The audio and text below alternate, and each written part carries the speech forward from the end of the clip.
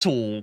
Is this a tiny little... Oh my god, it is a tiny little train you ride! Did I ever tell you about the time my old Spanish teacher from high school caught me, like, in my last year of college at the mall, riding a little train designed for children with, like, 10 other dudes my age? No, did they join in? No, they looked at me and went, this is exactly where I thought I'd find you. They should have joined in. They don't know what they're missing. Hello and welcome to Calbus. My name is Zen and with me today is Lumo. She even remembered my Spanish name and looked so disappointed. Ah, that's a shame. And today we're doing a little bit of wishlist these things that we're going to show you and you're just going to kind of want to have them. So let's just jump straight on in. Weed picker picks up weeds! Oh my god, does it actually core out, like, the roots too? There we go. That's so good, but also a little cringe. Biodiversity is the spice of life. Cyclops glasses! Oh! Oh, that's kind of cool, though. Yeah, I'm kind of here for that. Oh, okay. That one on the right. I need that. Yeah, I that's need that. So good. I need that.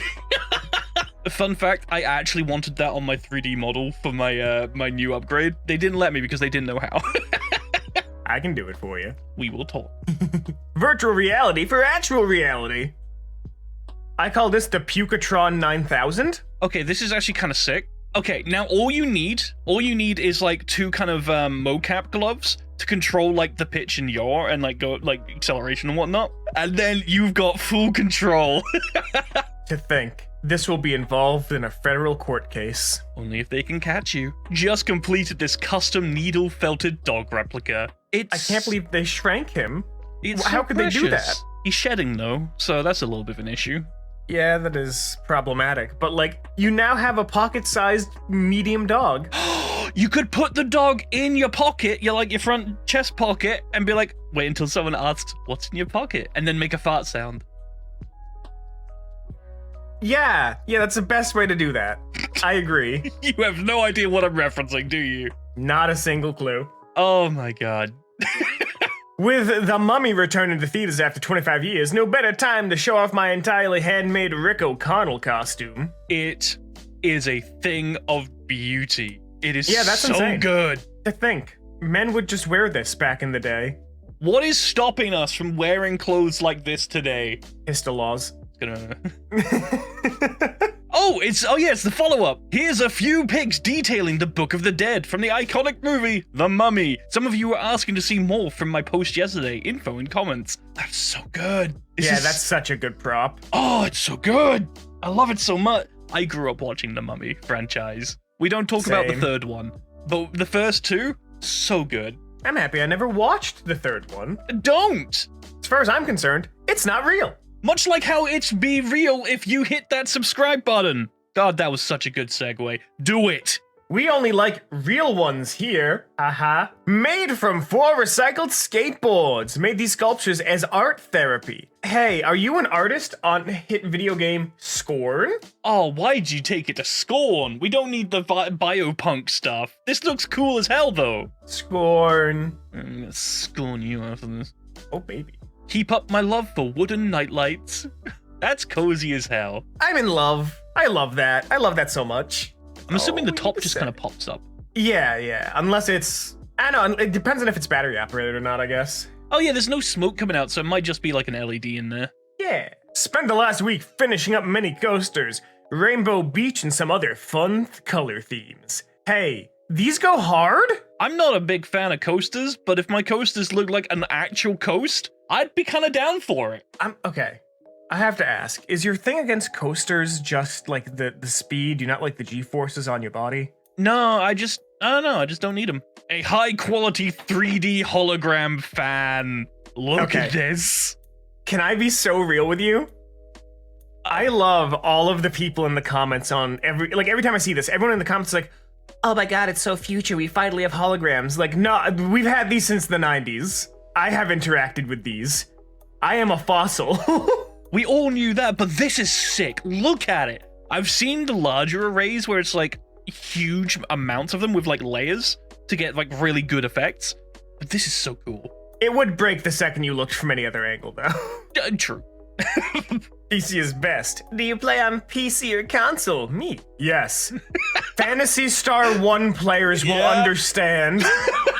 Oh my god, that controller is an abomination. That GameCube keyboard controller was a masterpiece. Yeah, allegedly there's rumors they might remake Phantasy Star 1, which means we might actually get a remake of the Phantasy Star controller. Ooh, hell yeah! I need it. It had mechanical switches too, I think. I need to be able to type slurs at high speed when playing Mario Party. Jesus! This beautiful feng shui table with flowing water, little fishes, and floating teacups. I love this. I am so anxious. This makes me so anxious. I love this so much. Like, this is not a table to be used. This is purely a decoration piece. But oh my god. Yeah, I don't think you could use this, even if you wanted to. You could easily edge it. It's fine. But like, is that butter? Hang on. Was there butter in the other floating cup? What? Yeah, you know, for your coffee. Oh yeah, butter tea. How could I forget? And look, there's some lemons for it. I was trying not to bring that up. You did that to yourself. It's called farming engagement, and I'm quite gifted. This egg cracker! Back in the day, we just called that Fallout 76. Huh? What? Hold on. Don't worry. No. The audience will get it. Hold on. No, I get the joke you're making, but why Fallout 76? Would you have preferred I picked a different stereotype, like Warhammer 40k? No, Hamilton? You just took me off guard with Fallout. You could have picked anything but that. I just don't get Fallout 76. Oh, no, not 76. I meant New Vegas. Crap. Oh, okay. Right, okay, that one's a bit more understandable. I can't believe I failed in stereotyping. I'm sorry, girlies. I've failed us. I designed and 3D printed a working treasure chest system for my Dungeons & Dragons game. Plus a little mimic, of course. What other swappable inserts / tokens should I make? I love this so much. People that make full-on tabletop kind of like dungeons and interconnectable and modular systems for playing just tabletop games, so freaking cool. Eventually, I want to have the space and just like the resources to be able to do it. Give me a 3D printer, I will not be leaving. I will be just building so much. Yeah, I wish I had my players nearby so I could actually do the campaign we're running like with minis. God, I love the Mimic. I love that they made the Mimic. I should use a Mimic in my campaign. Glimpses into the underwater world. No, that's a Jello cube. You can't lie to me, that's not the ocean. That's a slime cube. It's a little jiggly jombly. A little jiggly Jeffermer. This purse is much better than my last. How is it holding up? I thought that was a butt. No, hold on. What's holding it up? I don't see anything holding it up. The ghost. The ghost posted this. Did they set up fishing wire, a fishing line to kind of just hold it up? Like no, they are ghost. That is, we would see the fishing line. This is just clearly the act of an apparition. That's so much. That's higher effort than I ever thought it would be, just for a little photo of a purse. But I like the purse. That's really cool. This commission was for a LARPer friend of mine, and is historically inspired by the Ottoman garment known as an intari or kaftan. Pretty cool. Pretty cool. I'm not sure if I like that or not. I do. I fuck with this. Like, it's tits out, which I appreciate. I always like being able to show off my chest. But, I don't know, maybe it's the backing fabric, but I just can't see this sitting good. Oh no, this just goes down to like the thighs. You probably have some like shirt underneath as well. Maybe. Nah, I fuck with this. And that's all the time we have here today on Calbus. Let us know down below which post was your favorite.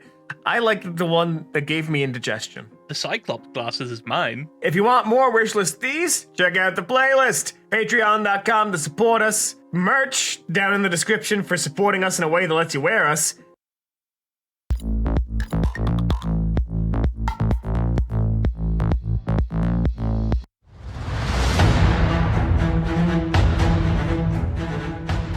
What's up guys, Houndish here, and today we're jumping in with a weekly reset preview for the 30th of April. And with this reset, we're going into week 4 of the Into the Light update. So firstly today, we do get the final couple of weapons from the Brave Arsenal. On top of that though, we'll also see the launch of the Pantheon Raid Challenge. So there'll be some additional raid challenges there, as well as rewards. And then we get another Archie quest. That one should take place in a different location. But otherwise, we'll round up the rest of the reset stuff for the week. All of the featured content, the weekly Nightfall, raid, raids, key rewards and unlocks, as well as the final Iron Banner for the season. So we've got all of that and a couple of Bungie updates today as well. As always, guys, I hope you find the video useful, and if you do, a rating below really helps us out on the channel. But without further delay, let's get into it. And firstly, we are going to see the final couple of Brave weapons introduced into the pool, and we'll see the return of Blast Furnace, as well as Luna's Howl, and as always, we'll get the quests for those at our site in the Hall of Champions initially, and after running those, we'll introduce them into the pool so we can farm away with attunement and things like that. So let us know which weapons you're most excited for this week. And otherwise, much like last week, we'll get the rollout of an additional Where is Archie quest. I believe this one is going to take place in the Cosmodrome. Otherwise though, it'll simply be a case of finding the mechanical dog once the reset rolls around. So another one to look out for this week, and that quest will reward 10 trophies of bravery. So probably something worth running when you get a moment. And otherwise, for raids, this week we're going to see the introduction of Pantheon, Bungie's raid gauntlet challenge that they spoke about a few weeks ago.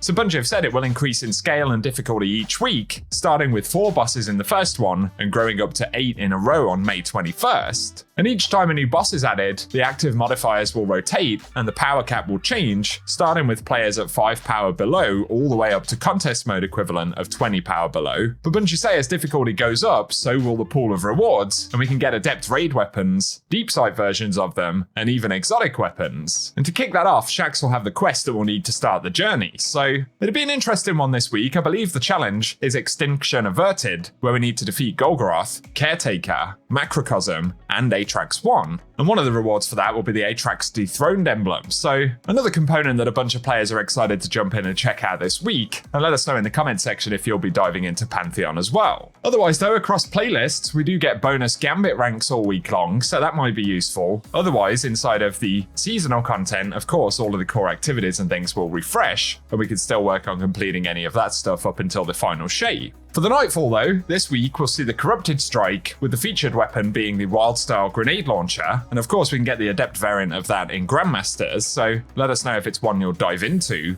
Otherwise, in the Crucible, we are going to see the return of Iron Banner for the final time in the season. And as Bungie said a couple of weeks ago, they have increased the drops of Tusk of the Boar, as well as the Multimax CCX, so if you're working on trying to pick up any of the newer or returning Iron Banner weapons, then we do have better chances this week. Otherwise though, inside of PvP, Clash and Showdown will also be featured, so let us know if you'll be diving into that. Then for the featured Raider dungeon activities this week, firstly, we'll get the Garden of Salvation, so all of the rewards there will be completely farmable. But on top of that, Spyro the Watcher will be featured as well, and there we can farm the Hierarchy of Needs exotic bow. So a couple of good ones this week, and let us know if you'll be jumping in. And then with Whisper being a recent addition, that one will still be available this week if you're working on unlocks or anything like that. But on top of that, inside of the Legends tab, we'll also get Presage featured, where we can pick up Dead Man's Tale, as well as weapons from Season of the Haunted. And then if it's Dares of Eternity that you're jumping into, we'll see additional drops of the Scatterhorn armor set and Wild Hunt armor, as well as some weapons from Season of the Hunt, Worthy, and some Forsaken World drops as additional drops. But finally, for the featured Lost Sectors this week, for April 30th, it'll start out with Aphelios Rest in Dreaming City dropping exotic legs, plus there are additional legendary drops of the Heliocentric, Hand in Hand, Battlescar, and Last Foray. Then on May 1st, we'll see Bay of Drowned Wishes dropping exotic arms, and that will also drop the Geodetic, Harsh Language, Coronac 22, and Combined Action. Then it'll move over to Chamber of Starlight on May 2nd, dropping exotic chest pieces. That will drop Nox Perennial, Sununa S16, Marcillian Sea, and the Old Sterling, before moving over to Perdition on May 3rd, dropping exotic helmets, with additional drops of PSI Hematic, Nazradin, Irakanji, and Glissando 47. From there, the legendary pool simply repeats, but for May 4th, we get Bunkery 15 dropping exotic legs. May 5th will be Concealed Void dropping exotic gauntlets, and finally, Thrillerdrome on Neomuna for May 6th, which will be dropping exotic chest pieces. But that does it for the Lost Sector rotation this week, and the final mention is for the Ascendant Challenge, and this week it'll be the Forfeit Shrine found via the Garden of Isilla, so not too bad to get to, but if you want to complete that one, I'll run some gameplay of the location at the end of the video. Otherwise, for today guys, that's what we have to round up in the weekly reset. So, as always, I hope this one has been useful. If it has, a rating below very much helps us out on the channel. Also be sure to get subscribed so I can keep you posted with more Destiny content. And if that video has been useful, a like rating down below really helps us out as well. Otherwise though, I appreciate you tuning in as always, and I hope you guys have an awesome day. Mit deiner alten Konsole deinen Kontostand hochleveln. Kleinanzeigen, große Wirkung.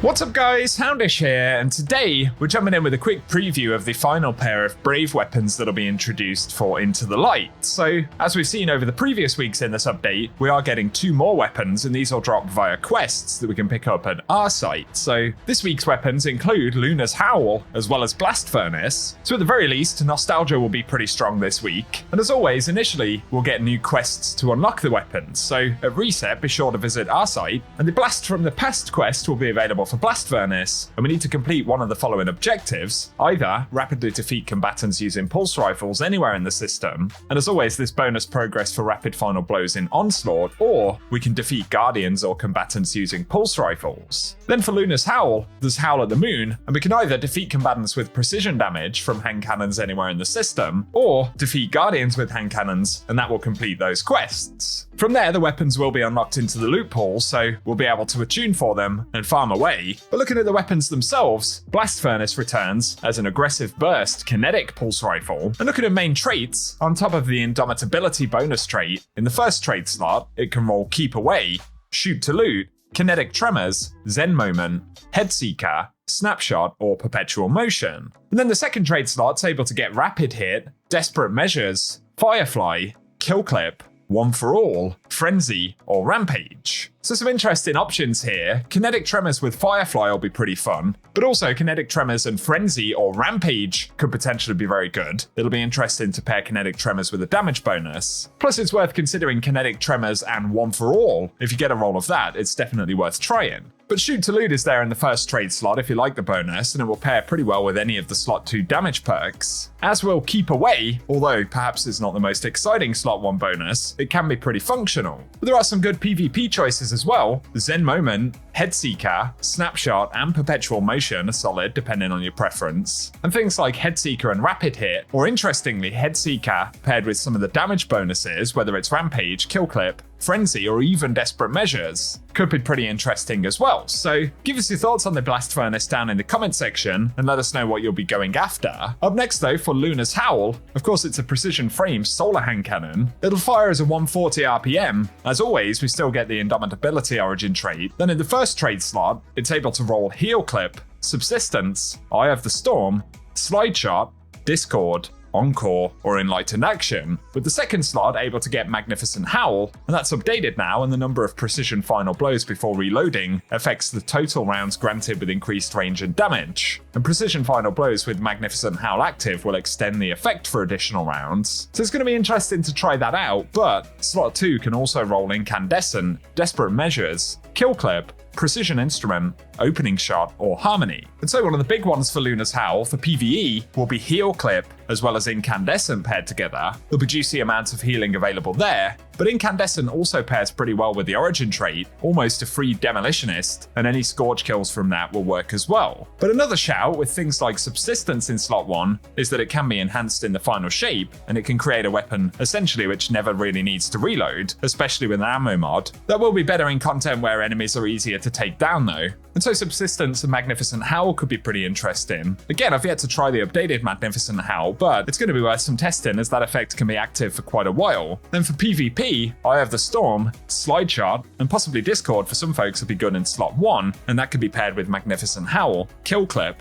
and Precision Instrument, or indeed Opening Shot if you prefer. So some decent options in there guys, and I'll be curious to get your thoughts down below on the weapons. What will you be going after first, and which roles stand out the most? That does it for a quick preview of this week's Brave weapons though, so as always I hope the video has been useful, and if it has, a rating below really does help us out on the channel. Plus be sure to get subscribed and I'll keep you posted with more Destiny content. Otherwise though, good luck on the hunt this week, and whatever you get up to, I appreciate you tuning in and hope you guys have an awesome day.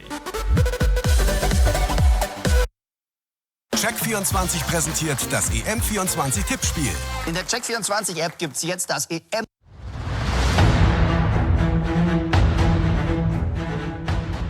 What's up guys, Houndish here, and today we're jumping in with a preview for a bunch of content this week, and we're going to go more in depth with a handful of different elements that you guys might be interested in, including reward buffs for certain drops in the game, of course new quests that are coming out this week, but also the availability of the Super Black shader for the first time. On top of that though, we've got more information about Pantheon, some of the specific rewards and quest unlocks this week, as well as another Archie quest that will be getting a reset as well, as it is going to be one of the busier weeks in the Into the Light content drop I suppose, so I hope you find the video useful today. As always, if you do, a rating below really does help us out on the channel, but now let's get into it. The first thing to mention is that Iron Banner is rolling around, I believe, for the very final time inside of Season 23, so next time Iron Banner comes back will be in the final shape. And in terms of two of the newer weapon drops that Bungie added for Iron Banner this season, there is the Tusk of the Boar grenade launcher, which has some pretty good rolls on it, and the Multimax CCX, which Bungie brought back from previous Iron Banners. The extra thing to note for this week though, as well as it being the final time that they'll drop before final shape, but Bungie did say in a recent patch that they've increased the drop rates for Tusk of the Boar and Multimax CCX, and this is the first event where that will actually be active, so kind of a catch-up mechanic given that these weapons were added later in a season.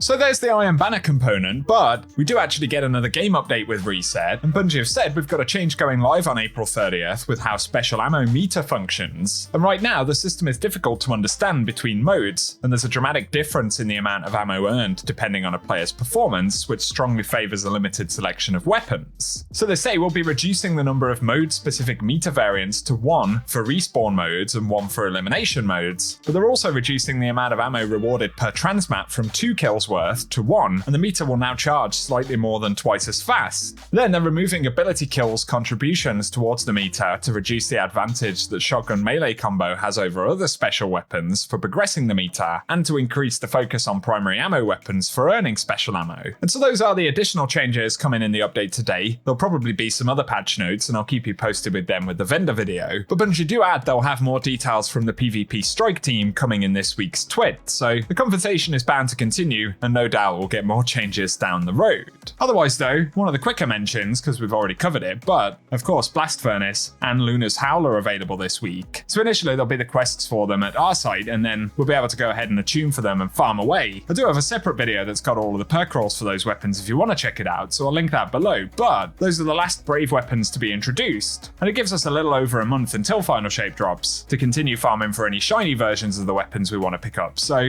there's certainly time left, and it's cool to have the entire loot pool available, but given that that's happened, Super Black will also become available this week, so as a lot of you guys will know, that requires max rank on Lord Shaxx, as well as the completion of all of our site's weekly weapon quests. And as of Reset tomorrow, both of those things will be possible, and we'll be able to unlock the secret room that's been at the back of the hall right here behind Shaxx. So from there we'll get Super Black, which in itself will be pretty cool. Potentially there'll be other secrets or lore associated with it as well. The only component for Into the Light that we won't be able to get tomorrow is the Brave title, and I think that's because one of the triumphs requires 0 hour. Some folks in the comment section believe that 0 hour is going to drop this week, but that one is reserved until May 14th, so a couple of weeks left until we can get access to that. One of the really big things dropping this week though is Pantheon, and this is Bungie's new raid challenge. We'll talk about some quest things in a moment, but Bungie have said that this will increase in scale and difficulty each week, starting with 4 bosses in the first run and growing up to 8 in a row on May 21st. Every time a boss is added, the active modifiers will rotate and the power cap will change, until ultimately we're at 20 power below each of the encounters. But as the difficulty goes up, so will the pool of rewards, and they've said we can get adept raid weapons, deep side versions of them, and exotic weapons from the raid, and some of the rewards are weekly, while others are linked to pursuits or triumphs, like 4 of the new emblems. Although many will also depend on performance, and they say we challenge you to complete each encounter before the bonus timer expires to get a platinum score, which unlocks the greatest rewards. This is going to be very interesting. The intro quest though for this will actually be at Lord Shaxx, and from what we can see in the database, this is called Divine Weaponry, and it says complete the Pantheon on any difficulty, with more difficulties unlocking over time, but before exiting the Pantheon, claim an exotic weapon from our site 9940. So successful completions are going to unlock this raid exotic selection. I'm not sure if we'll be able to choose any of them in this first week. It's possible that they're going to roll out over time as options to actually pick up. That certainly seems likely, given that newer exotics like Conditional Finality are later on in the rotation. But our site will also have raid vendor collections which give access to armor pieces and weapons from all of the raids featured, and there'll be purchase options for those via Spoils of Conquest. There are a few questions we have about exactly what the rollout will be here, but in terms of the raids that are featured at a given time, access to the rewards from them does seem to be pretty comprehensive with a lot of options, so that'll be pretty cool. And given that Bungie said the first week will consist of 4 bosses, and that the first triumph lists Golgoroth, the Caretaker, Macrocosm, and Atrax 1 as the targets, it looks like we will get access to the Atrax Dethroned emblem this week. That's also one of the triumphs required for the title, and all of that will be visible in game as of tomorrow. So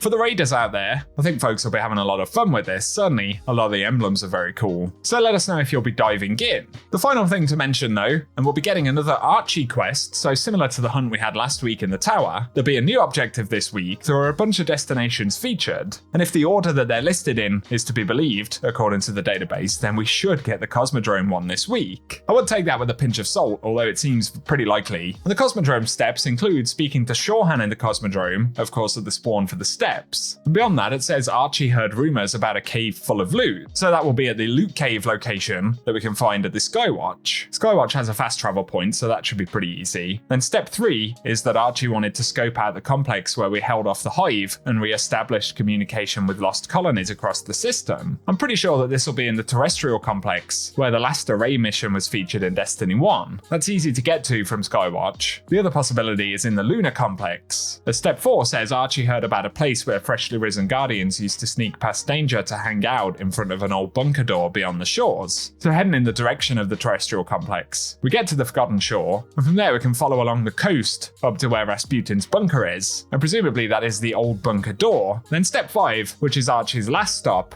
and he wanted to find a ship of his own to take back to the last city. Given the references to the Destiny 1 campaign, I would assume that this last stop will be Dock 13, which is the indoor section immediately next to Shorhan. And of course in Destiny 1, that's where we got our first ship and safely travelled back to the last city, so seems like that'll probably be the bulk of the quest right there. But I'll keep you posted if there are any intricacies involved, which are considerably different to what we've covered right here. For today though guys, there we go, just a quick shout for some of the extra bits this week. Of course we touched on some of these items loosely in the reset video, but there are a few intricate elements for this week, so I hope the recap has been useful. Let us know what you'll be jumping in and doing first this reset. If you've enjoyed the video though, a rating below really does help us out on the channel. Also be sure to get subscribed if you want to be kept up to date with Destiny, and otherwise, I hope you guys have an awesome day.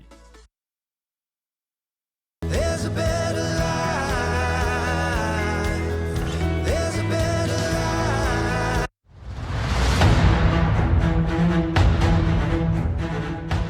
What's up guys, Houndish here, and today we're jumping in with the weekly reset for Destiny 2, and it's Tuesday, April 30th, so time is flying by. We're just about a month away from the final shape.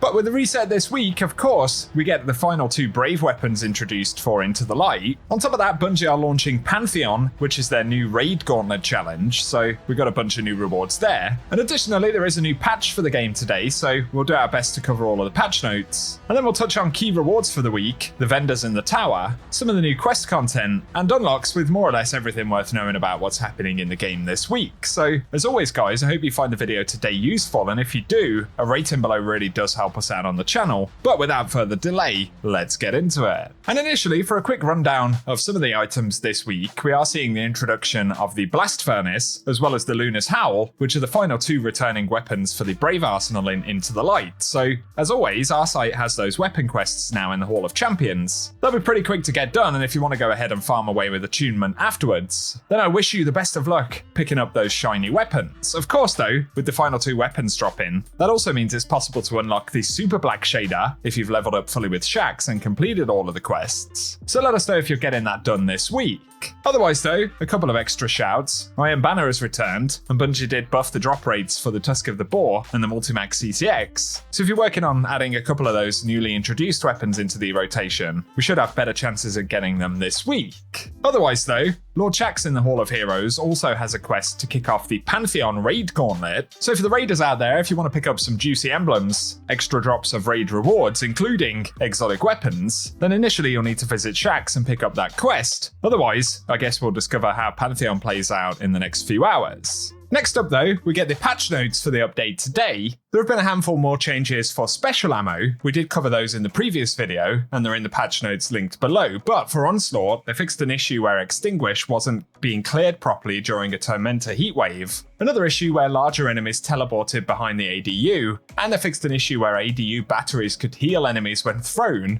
Plus, they fixed a problem where players could hide from enemies in a spot in the boss room, and an issue in Legend difficulty where the portal to the boss room would not appear after wave 50. Then for the exotic mission, the Whisper, they fixed an issue with the spawning visual effect of taken bosses, and another where players would not be kicked to orbit after the timer runs out. Plus, they fixed some out of bounds spots. I didn't know about that timer thing. Then finally for weapons, they removed the red dot from the tusk of the boar grenade launcher when aiming down sights, as it wasn't supposed to have one. Plus they fixed a bug that prevented the mountaintop's projectiles from piercing barrier champion shields. And finally, the brave versions of the Recluse and Hammerhead sights now correctly highlight enemies. So just a few patch changes in the update today. Next up though, why don't we take a look at the Eververse store for the week. Firstly, don't forget your free bundle of Bright Dust. And focusing on Bright Dust stuff, right here on the front page, we've got the Rimshot exotic emote, which is 3,250 Bright Dust right there. And then we have the Great White ornament for the Hammerhead. This is one of the returning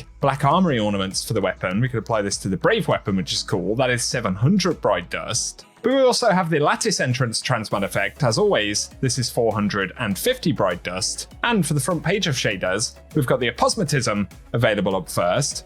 300 Bright Dust as always, and then there is the Princely Presence on the front page as well. Now though, moving over to the main Bright Dust section, we've got the Destructive Wizard exotic emo, which is available for 3,250 Bright Dust right there. That is a new one this season. Kind of cool, I suppose. There's also the Star-Crossed Fists, an older universal ornament returning to the store, which is 1,200 Bright Dust, so maybe worth checking in for those if you are collecting.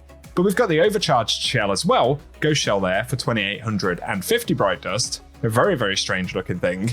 There is also the Pallbearer exotic ship available this week, so we'll look at the preview for that one. That is 2,000 Bright Dust, and then there is the Lone Howl, which is available for 2,500 Bright Dust right there, an exotic Sparrow, rather curious thing. But also the Iridescent Death ornament for the Crimson, available for 1,250 Bright Dust, so maybe something you're interested in picking up. But also there is the Infinity Door projection, which is 1,500 Bright Dust, and I still can't get my head around why ghost projections are so expensive.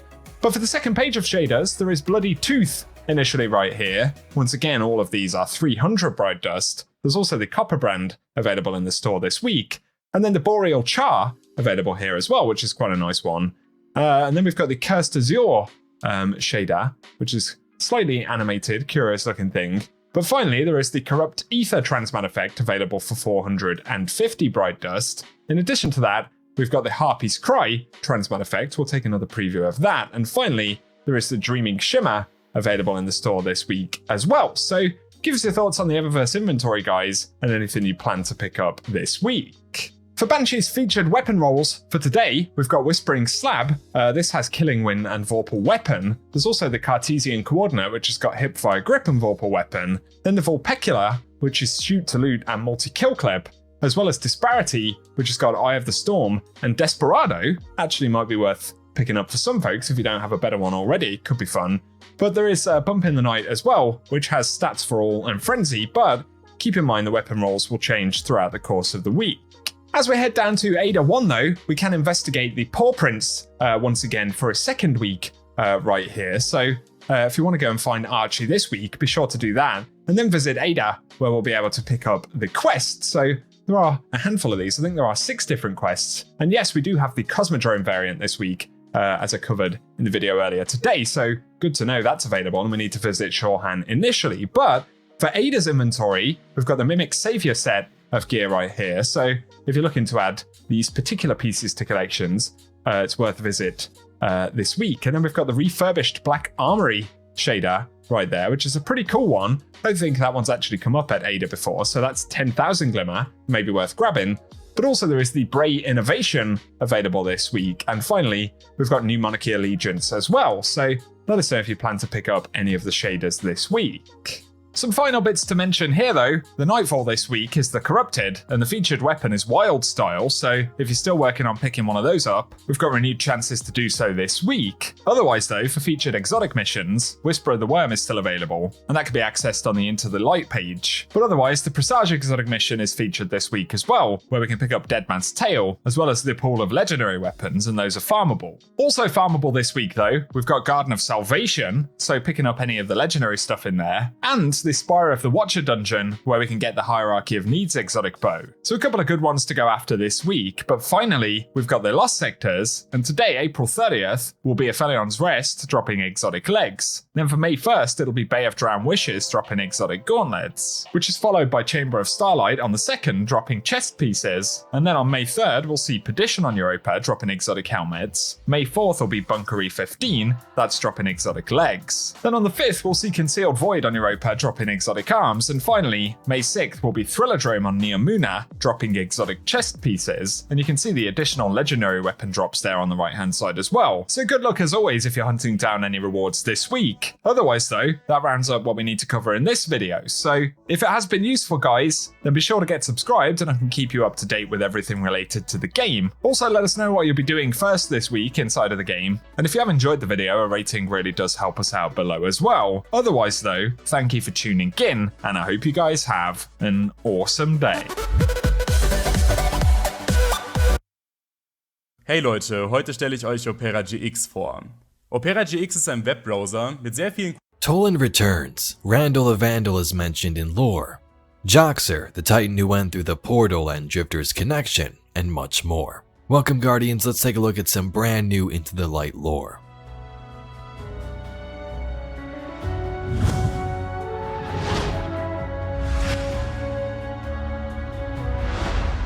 Into the Light has brought some new lore along with it, not just the Brave Arsenal and the Onslaught activity. You have the new lore book, articles, and grimoire cards that speak about various subjects. Today, like a video we did last week, we're going to talk about some random lore. Let's first begin with Grimoire Eris Morn, Hive God of Vengeance. Eris, tenacious Eris, Crota's Bane, Oryx's Sorrow, Ruin of Xivu Arath. To see you reduced once again to a minion of the Awoken Queen, examining a locked gate for signs of weakness, rattling the bars to the afterlife when you might have kicked the door in. This very plane could have been yours. What you lacked in natural talent you fashioned from scholarly genius. Your will is the thing, and I mistook yours. How you burned with it, the noble vindication of victory. Every sword ever raised against you, can I say, against us, down through the long years of history. Vengeance killed Oryx, why not his sibling? But you threw the match. What good is a mortal blow half delivered? You wet your blade and threw it down, the throne of war abandoned. 1,000 races fed that glorious polyp. All that hard-won evidence, you didn't even look at it. I could have guided you, don't you see that? What will you do now? Kick down their banners? Hope for vengeance without bloodshed? And through what realms have you stamped the proof of your cause? I, too, avenged. Why would I want that? Wait, come back. So this card is very interesting. Someone is reminiscing on Eris Morn, her past, and where she's been recently. To me, my mind instantly goes to Toland. Toland was super upset when we killed Oryx and didn't take his throne, the same for Eris Morn. This is the final transmission of Gurren, ghost of Toland, whom you call the Shattered. He goes to hear the song of death. Nothing will deter him. None of you can stop him. Not anymore. Toland will hear the Death Singer's melody. He will redefine death, escape the Traveler's blood samsara. He will sound the depths of the powers you so myopically fear. My only regret is that I will not live to see his triumph. Whoever this narrator is speaking about Eris with disappointment, criticism, and a reflective perspective on her actions and potential.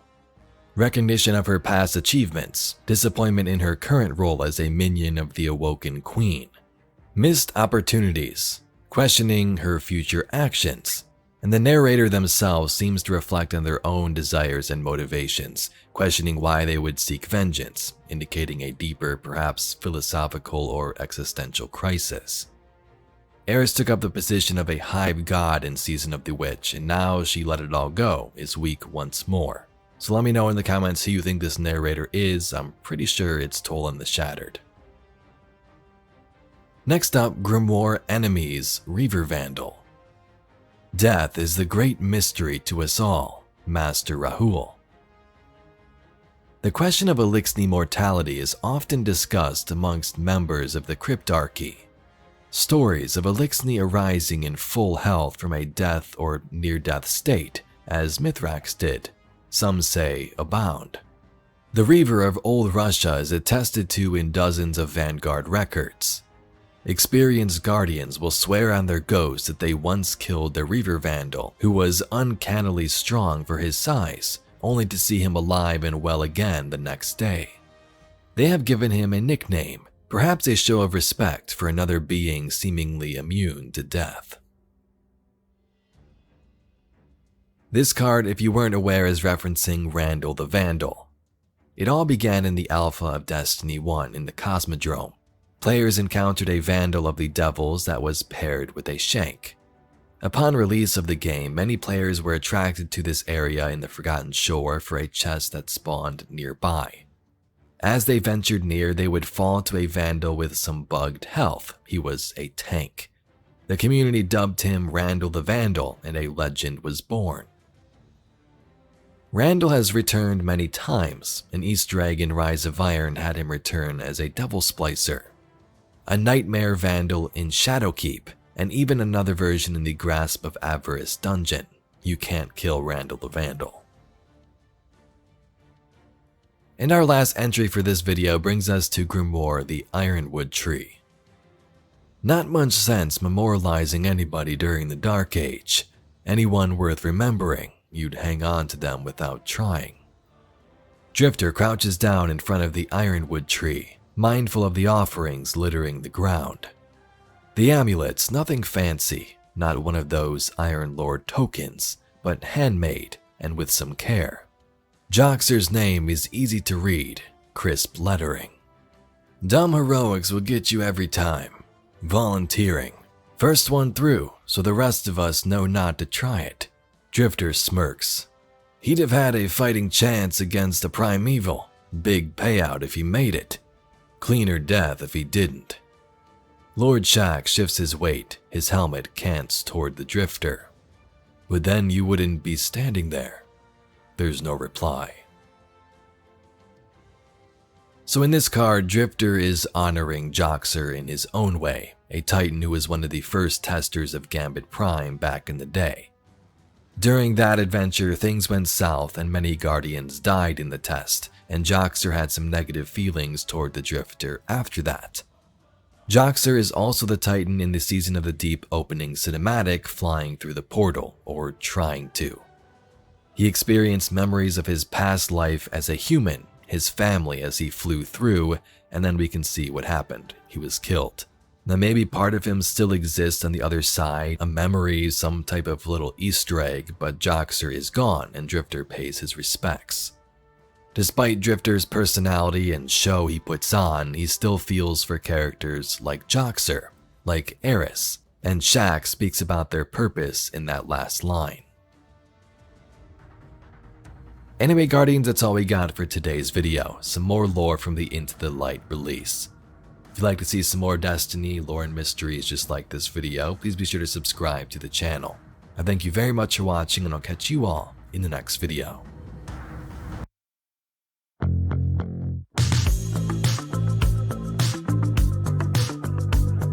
In Destiny, where the boundaries between light and dark blur into a canvas of cosmic conflict, lies a realm few have seen and even fewer understand, the Pale Heart. Today we dive deep into this mysterious domain, where memory weaves the fabric of existence and the rules of reality are rewritten. Memory may be the key in Darkness and the Pale Heart, and new lore from Queen Mara hints at how this place works.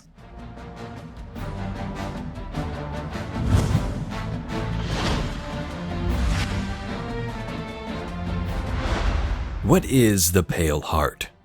From what we can gather so far, this realm exists inside the Traveler, and as Asa said, gives us a glimpse back to the beginning. Shrouded in darkness. A promise of something more. Two halves of a whole, long divided. A schism between them.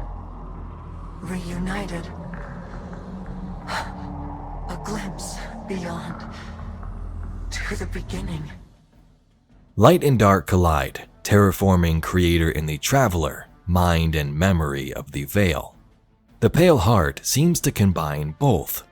This place is full of memory and can be reshaped and transformed not just by the Guardian, but it seems by anyone. The Witness can even achieve this. A question would then arise: what exists here and what doesn't? Cade returns and acts as a guide in the final shape. We don't know if this is Cade, the one who died in Forsaken and is possibly alive or back somehow teleported here, or if this is a memory of Cade.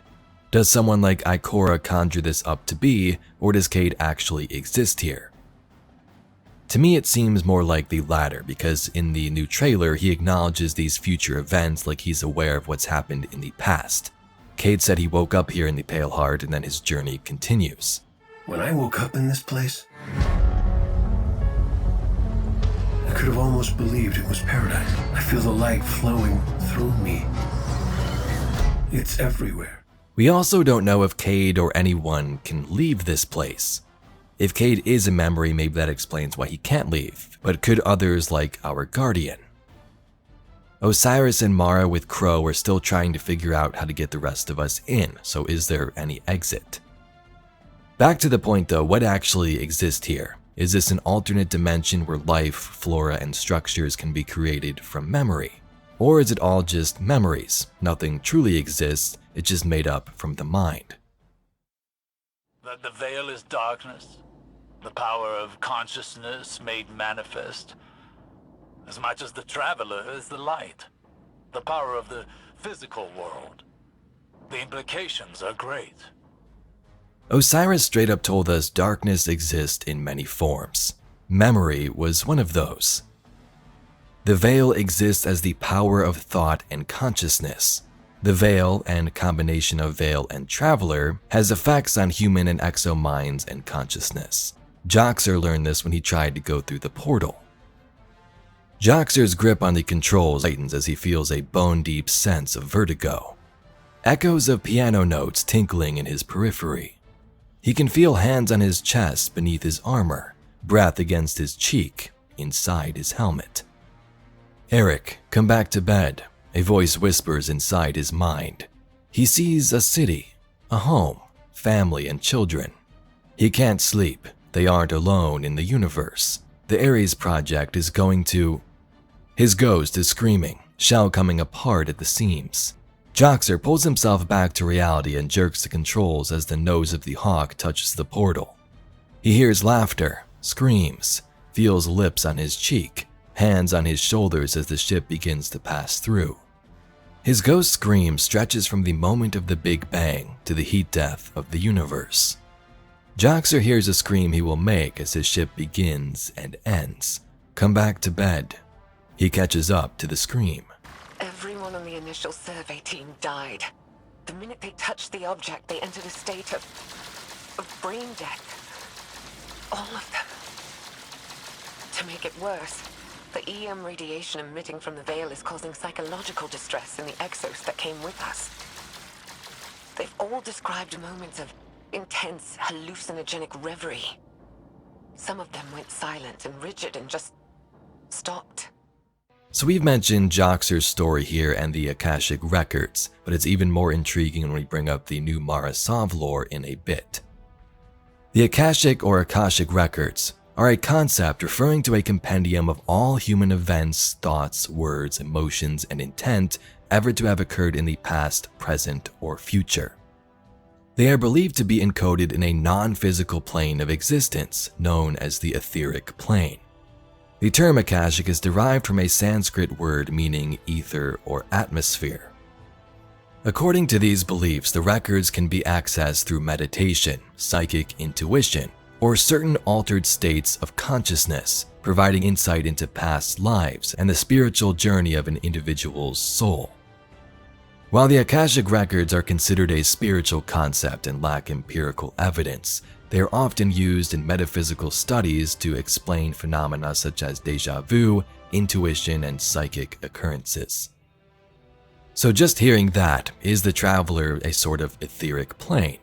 A plane where everything that has ever happened exists, in this case as a memory maybe, non-physical, and in Destiny's spin, the traveler's terraformation powers allows it to manifest these memories into physical form.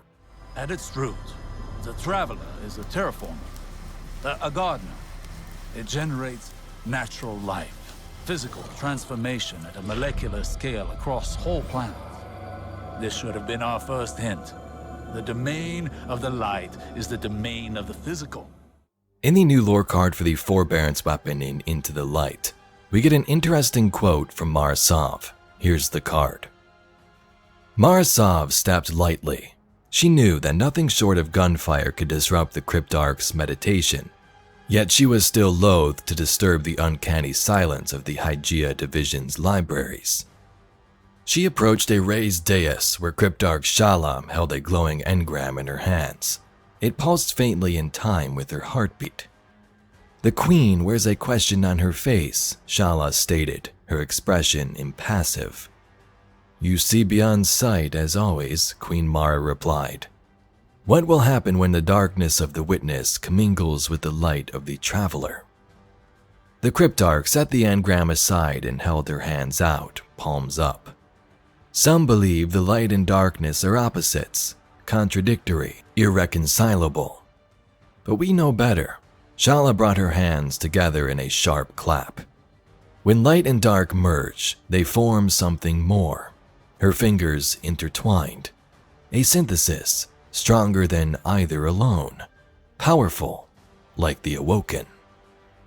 "And like our people," she concluded, "its form will arise from memories of the forgotten, those who witnessed the end and returned as a beginning." During the collapse, humans were changed when light and dark would collide, sending them into the distributary where they began a new life as the Awoken. The Pale Heart is no different, she says. Memories of the forgotten, those who witnessed the end likely died or were transformed and returned as a beginning, something new. An example, Cade. Cade tells us in the recent trailer that he awoke here. Now the weird part with Cade is we're not sure how long he's been alive in this place. Either it was right after his death, or the final shape portal collision of light and dark caused it. Heck, some even believe it was in a Hamkara wish because Crows said this to Riven. "Before then, I could have taken a different road, but once I pulled that trigger," he shakes his head. "Everything else I can set right, but not that. I just wish I could tell him I shouldn't have done it." In that card, the Unforeseen Consequences lore card, Aldrin thinks he was talking to Mara the whole time when it was Riven, shapeshifting and appearing as Mara Sov. So with Cade, a bunch of things are up in the air. If the dead or forgotten do return to this realm, it also makes me wonder who else will pop up. We see allies, but will our enemies as well, like Nezarec, Ralk, or maybe even Taniks, you never know with Bungie. Memory has always been important in the game's lore and story. Clovis Bray's resetting of minds, the Veil as you heard in dialogue, and even our most important companion, the Ghost. Ghosts were created by the Traveler but can reach parts of the darkness, parts that pull these memories of past versions of your Guardian itself, able to bring it back to life, or that's one of the theories. In Ghost Fragment Ghost, all the way back in Destiny 1, there's some interesting lines within this card. "The powers in charge have carved up all the worlds, and maybe a brown dwarf or two for good measure. With that rubble, they fashion a topologically creative enclosure, a twisting of space and time sealed behind doors that admit only those who know the magic words. The bones of 100 planets have been cut smooth and laid out like a floor. A polished and lovely floor creating vast living spaces. A floor bigger than Verkaufe, was die Welt noch braucht, obwohl es gebraucht ist. Kleinanzeigen, große Wirkung. 10,000 worlds, catching the fierce glory of 7 suns. I remember it, and maybe it's exactly as I describe it. 7 suns wrapped inside magic. Or it's something else entirely perhaps. A place still fat with life. An abundance of sentient souls, some decent, maybe a few of lesser quality, and everybody stands about or floats about, or they bounce between dimensions. The point is that the residents of this hidden realm live inside a bottle so perfectly hidden that they can't see beyond their own borders, which shapes a mind in very specific ways. But beyond is their name for a mysterious, doubtful realm they can't see, which is us, of course. Destiny, though, has often messed with timelines, events, and enemies that return over and over again. Maybe the Pale Heart is the reason, a place where everything that has witnessed its end can return, a record and memory of every moment in life from the entire universe. Anyway, Guardians, that's all we got for today's video. Wanted to throw some of these lore entries together, specifically that new one with the Awoken. When you start to put lore over the last couple of seasons together, it makes more sense. We know how the Awoken were created, and now Mara and Crow are heavily involved in this new realm. Osiris has been studying the Veil, how it deals with mind and consciousness, which also connects to the Pale Heart.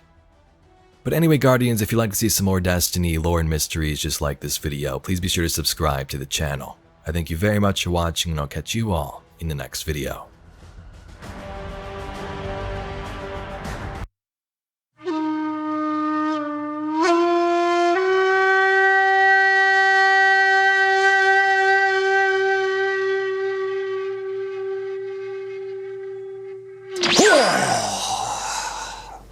Channeling the power of the Mole Ninja. But I'm missing something.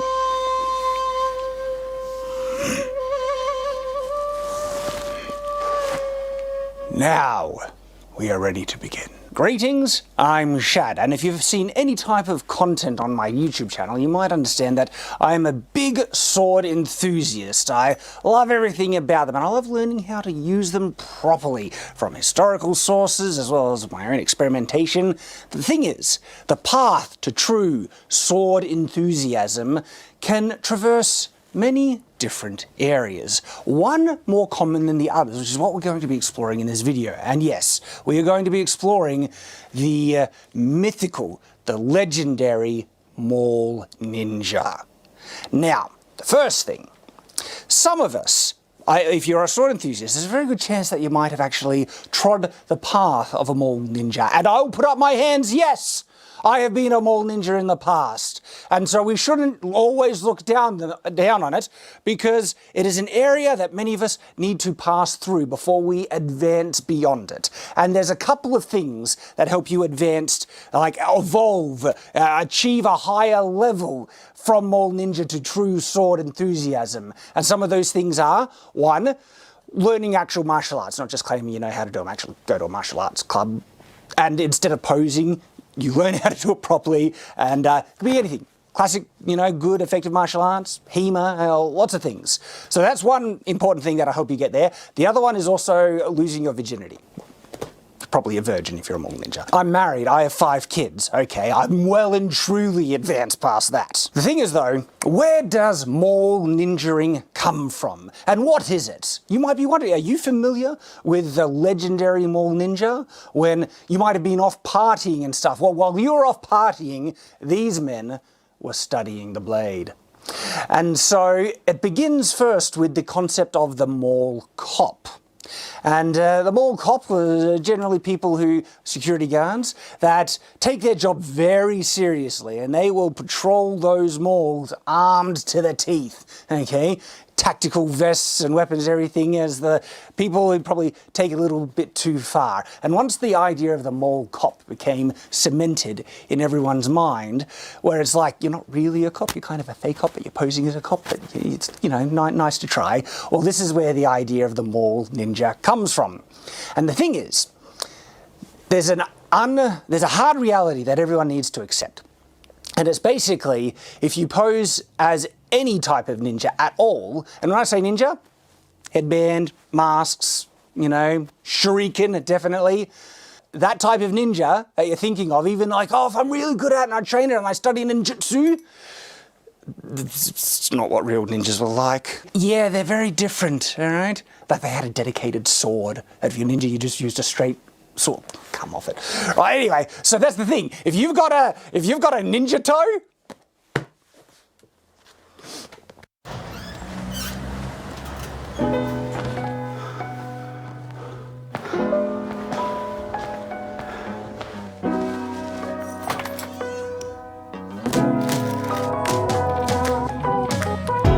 Zehn Jahre mit dir. 10 Jahre About You. Unsere Welt wird von Energie angetrieben. Alles, was wir tun, ob im Verkehr, bei der Arbeit oder in der Freizeit, hängt von dieser Energie ab. Shad, if the mole ninjas find out where you live, you gotta move. I better move. You gotta move. There are levels of mole ninjaing. I will acknowledge that, okay? But even I myself have done some videos on what the real ninja was like, and again, great resources is Anthony Cummins. So there is this, but granted, there are martial artists who are far more serious and dedicated to it, who are they're less mole ninja than the true mole ninja. To be a true mole ninja, usually you don't have much experience in any types of effective martial arts. Though an argument can be said is like, how effective are some martial arts? They're also usually very unfamiliar with any type of movement or physical exercise. So that's another good sign of mole ninjaing, just their general physicality, okay? Can they do what they need to do? Now, I have traversed the realms of mole ninjaing, but some people might accuse me of being a mole ninja. I have been one in the past, I admit. But no, I've also studied actual martial arts. If you need any evidence of it, ask Oz about my headlock. My neck still hurts. And so does my heart. Look, there's videos of me actually engaging in serious sparring and stuff like that. And anyway, but also, definitely not a virgin. There is an important caveat that should be mentioned when looking at mole ninja weapons, and it's that a lot of these mole ninja weapons are actually trying to reflect a lot of the designs that might come up in fantasy. And in fantasy, there are some very wacky designs, sometimes really impractical, but also there are instances where some of these impractical designs are justified from the context of the fantasy world itself, like magic and other things like that might justify different weapon designs. And so if you have a weapon that is like a super cutting weapon on every single edge, regardless of if it has these weird shapes or spikes on the blade and everything, and if it's made out of a magical light material, you can get away with really eccentric, exaggerated designs, similar to some of the designs that we see in mole ninja ones, and they would be functional in that world. But when you make it in the real world and people make replicas,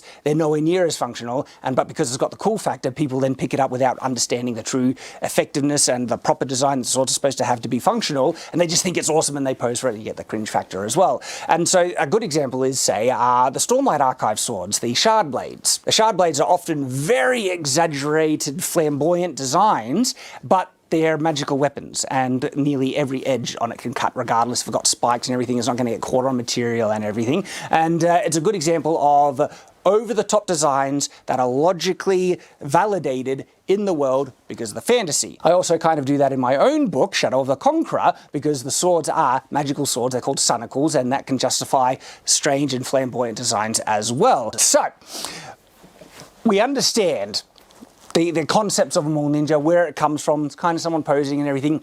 But then there are certain weapons that you can definitely see that are mole ninja-like weapons. And as a sign of my mole ninja past, well, guess what? I have kept some of the legacy still. The legacy is I still have some of those items with me. Let me show you a classic example of what is definitely a mole ninja weapon. This right here, I wonder if you've seen it before. Like some of the crappiest wall-hanging, overly designed, purely just for aesthetic kind of things, where this is such a classic mall ninja sword. And it was one of the first swords I ever bought. Look, I was young, okay? And I wanted to study the blade because all my friends are off partying. And so a couple of, like, this is just a horrid thing. Stainless steel sword, very, very blunt, barely an edge on it. And so this is 440 stainless steel, all right? Overly designed and awkward to hold because you have this thing kind of, so when you have something that is just, they think it's cool, yet its functionality is just garbage and it's just mainly just look cool. Because it's all about posing, you just want to look cool. And so another sign of mall ninjaing, posing, trying to, like, one, usually poor kind of LARPing of cooler characters in anime and stuff, definitely anime, and making bad poses where they think they look tough, definitely a sign of mall ninja. And so, yeah, look at this thing. It's like, oh, knife in the thing with the knife nearly coming loose as well. It's so cool, it's got like shuriken hairpins in it. So when did you buy that tremendous piece of crap? Whoa, this was a good long time ago. Like, I must have been, I don't know, 12 or something. But it is a glorious piece of crap. And mall ninja weapon here, but there are even grander examples of mall ninjaing. So tell me, have you ever been, did you pass through the time of mall ninjaing on your way to being a weapons enthusiast? Are you a mall ninja now? And if you are, don't worry. People like me are here to help you to move on. It's sometimes a necessary step, but it's good to move on to it, past it. Okay, get over the cringe, you know, get a girlfriend, get married and stuff.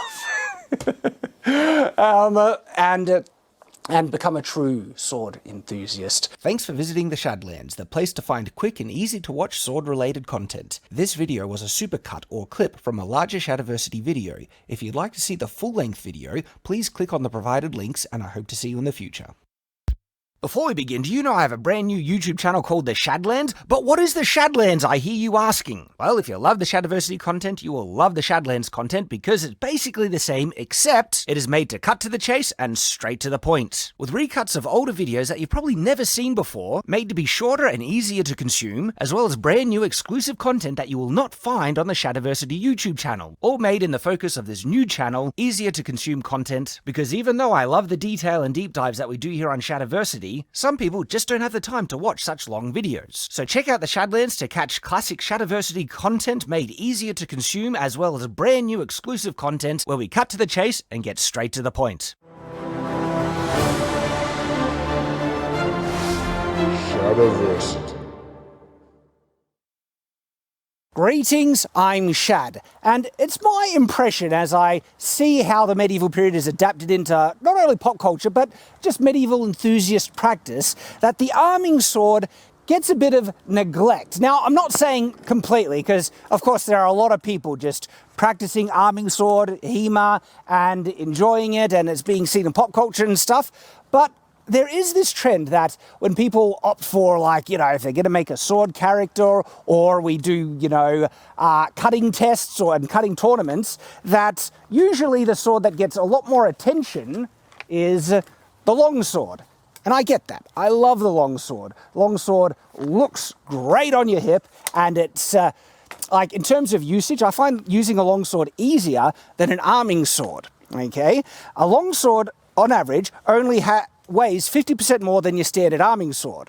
But as soon as you then are able to apply two hands to maneuver it around, it actually feels lighter in your hand. Yes, it's heavier, but with two hands it feels lighter than using a single-handed arming sword in one hand. And with that kind of ease of use, the extra leverage and speed really attracts me to two-handed swords. It's also interesting the way arming swords, one-handed swords essentially, versus two-handed long swords, are adapted into pop culture and video games, where the arming sword seems to get such a damage nerf in many, like, video games and role-playing games that barely anyone uses them. In fact, in most cases, if people are going to be using a one-handed sword, they would often go for the bastard sword. In a lot of video games, role-playing games, the bastard sword does more damage, and that's kind of one of the issues I want to raise, because it depends on the type of arming sword. This bastard sword here is a beast. We love it. I love it. I've used this so much. It survived so much punishment. And what really makes this sword perform is it's got a great balance one-handed. And when you put two hands on it, it becomes very maneuverable and usable. But in terms of saying, is, say, a bastard sword always better than arming sword, really depends on the type of arming sword. That's where I think sometimes we might get the wrong perception, especially when we adapt these things into fantasy, pop culture, video games, and so on. And also in use. This arming sword here is made by Todd Cutler, friend of the channel, right? You can check him out at Todd's workshop. And I had an opportunity to hang out with Todd, and I purchased this from him when I was there, one of his direct line swords. And the reason why I purchased it is because of this design. Have a comparison between this style of arming sword versus the other type. Now, if anyone is familiar with swords generally, you'll understand sword designs, they exist on a spectrum. We have specific categories, but within those categories there's a lot of movement, and then the transition between one category to another becomes very grey. Like, how big does a knife need to be, a dagger, before it's a short sword? And how big is a short sword before it transitions into arming sword? And when you have one that's sitting right on the line, it's essentially both. It's either a really big short sword or it's a very short arming sword. And so understanding kind of the fact that swords exist on a spectrum, you can see that there are many different designs. Now have a look at this blade profile on the Todd Cutler arming sword and compare it to the blade profile of this bastard sword that we love so much. There's a bit of similarity here, isn't there? This sword cuts and swings so well, right, that I love it. Now, if these swords were adapted into, say, a role-playing game, the bastard sword would always be doing more damage. When actually, this arming sword is easily, and we've tested it out, this thing is a beast, right? Really, really good stuff. This arming sword can easily do as much damage in one hand as this bastard sword. And here is the thing that some people don't actually get. This arming sword right here cuts better than this long sword that I'm holding in my other hand. It's one of my favorite long swords, right? And looking at reviews of one of these designs in action, Medieval Review has a full review of this exact long sword, not the one I'm holding, same design model, right? And it actually cut much better than people kind of assume with it being so narrow, okay? So it cuts well, but you can kind of see the arming sword, why it might have a bit of an advantage in the cut. Now, this is not a heavy or unwieldy sword, right? When it comes to swords, it's actually not necessarily about overall weight. The thing that really surprises a lot of people when they pick up this Honshu, they call it the single-handed broadsword from Honshu, right? Is they're surprised at how heavy it is when they weigh it. But when you hold it, it doesn't feel heavy because the balance is just so perfect with this sword. And as a result, it actually feels like a really, really nimble one-handed sword as a result. And you can use it one hand perfectly well, okay? That's all due to balance. This sword weighs 1.7 kilos. That is 500 grams more than my longsword here. This longsword, 1.2 kilos. Super nimble, super quick, right? This is a two-handed sword, 1.2 kilos. This bastard sword, which can be used very effectively in one hand, 1.7 kilos. And it doesn't feel that way because the weight is so well balanced. And so the idea that arming swords will just do less damage and cut less effectively than other types of two-handed swords just because they're two-handed swords is completely false. And it is reflected so much in video games and pop culture generally as well. Role-playing games are a big result of this, where two-handed weapons just do more damage. When this one-handed sword, this arming sword, can wreck certain two-handed swords. In actual fact, this is like one of my favorite arming sword profiles and designs. That's what I mean where arming swords kind of get overlooked with how insanely awesome and serious they are. Like this arming sword here can, in one hand, can cut better than many types of katanas. We've tested this. This thing is just absolutely gorgeous, right? Yet in role-playing games and video games, like a good example, Baldur's Gate 3. It seems like arming swords are so disregarded in role-playing games, they didn't even include this type of sword in the game at all. Arming swords are not existent. It goes short sword to long sword, and their kind of version of long sword is a one-handed or two-handed weapon, which is essentially kind of correct, right? That you can use long swords one-handed, but this is the only option in the entire game. If they were going to do that, they should actually just include arming swords with the same statistics as long swords and just call them cruciform sword, right? That's what cruciform means, crossguard. These are cruciform style swords, right? And because there's such a range where this one can do as much damage as this one, right? And you can use arming swords in two hands, right?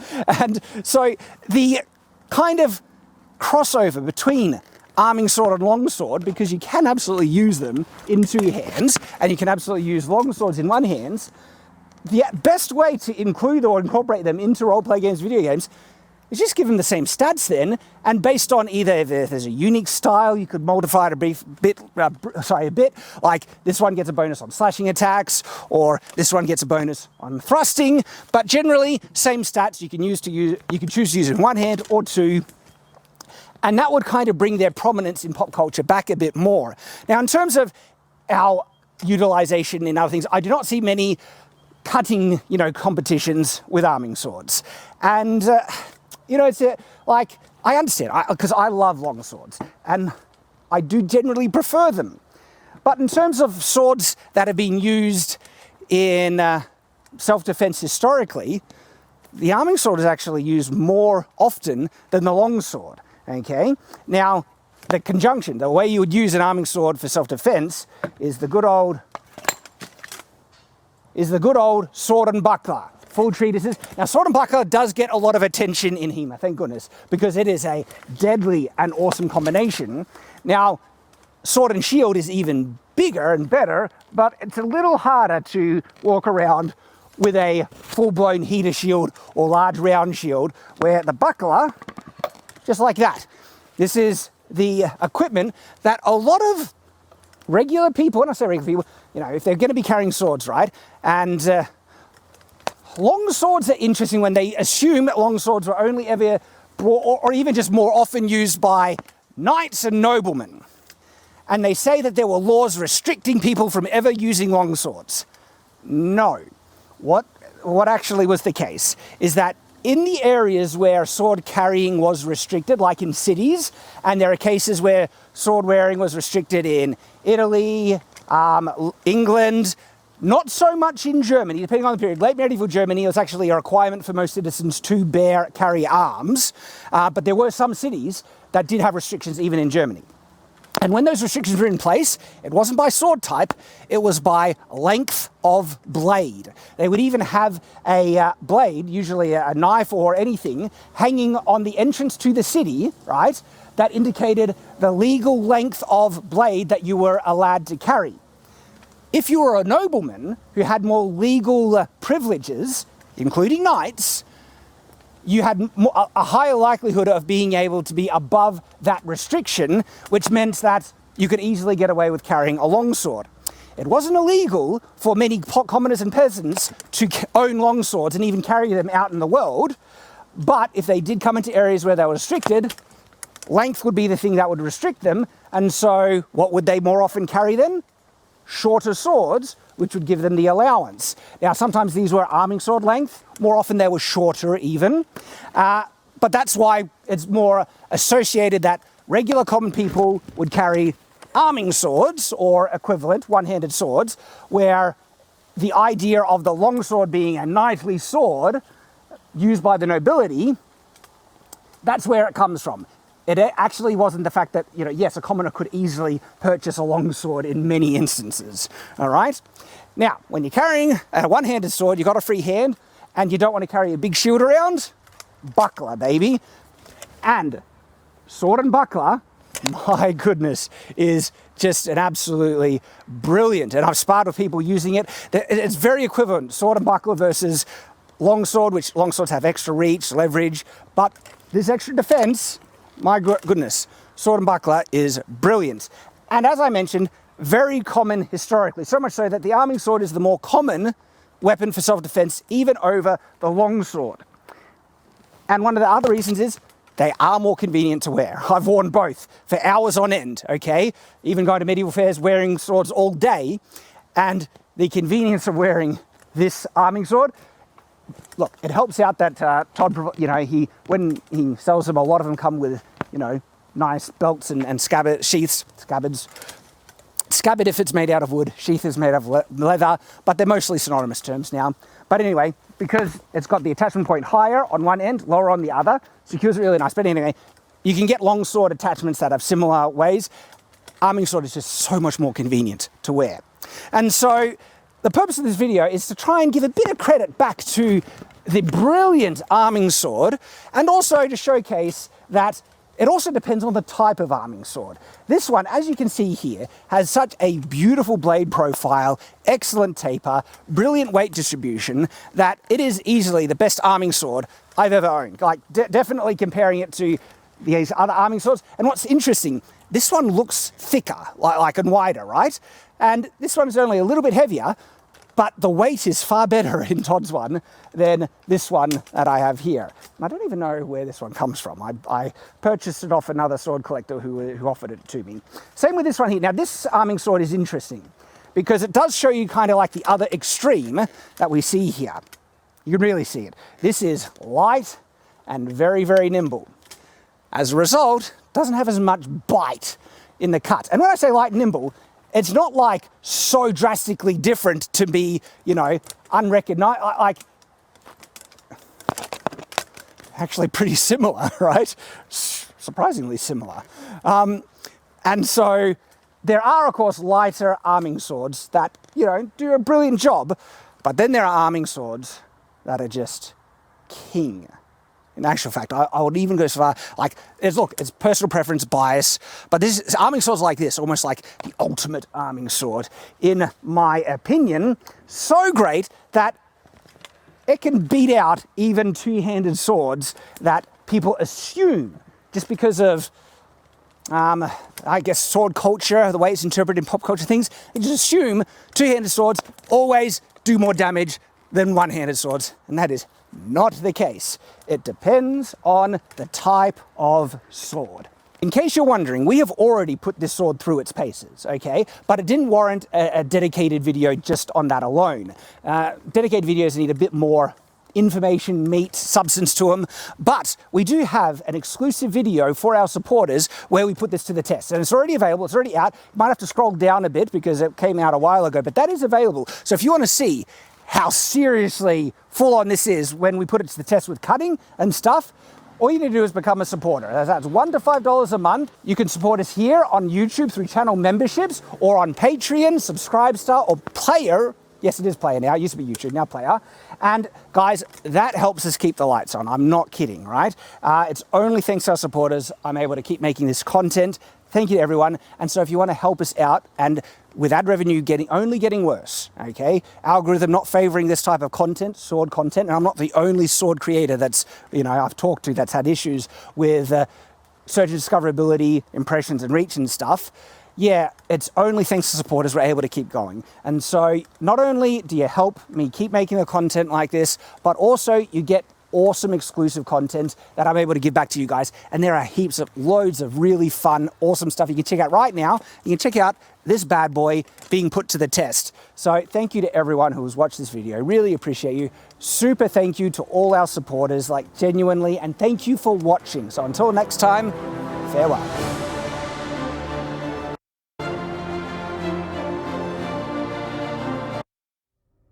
Hello all, Rick here with more lore and a review of episode 5 of Star Trek Discovery, Mirrors. More than just the mirror universe in this episode, we also see how the couriers are reflected in each other.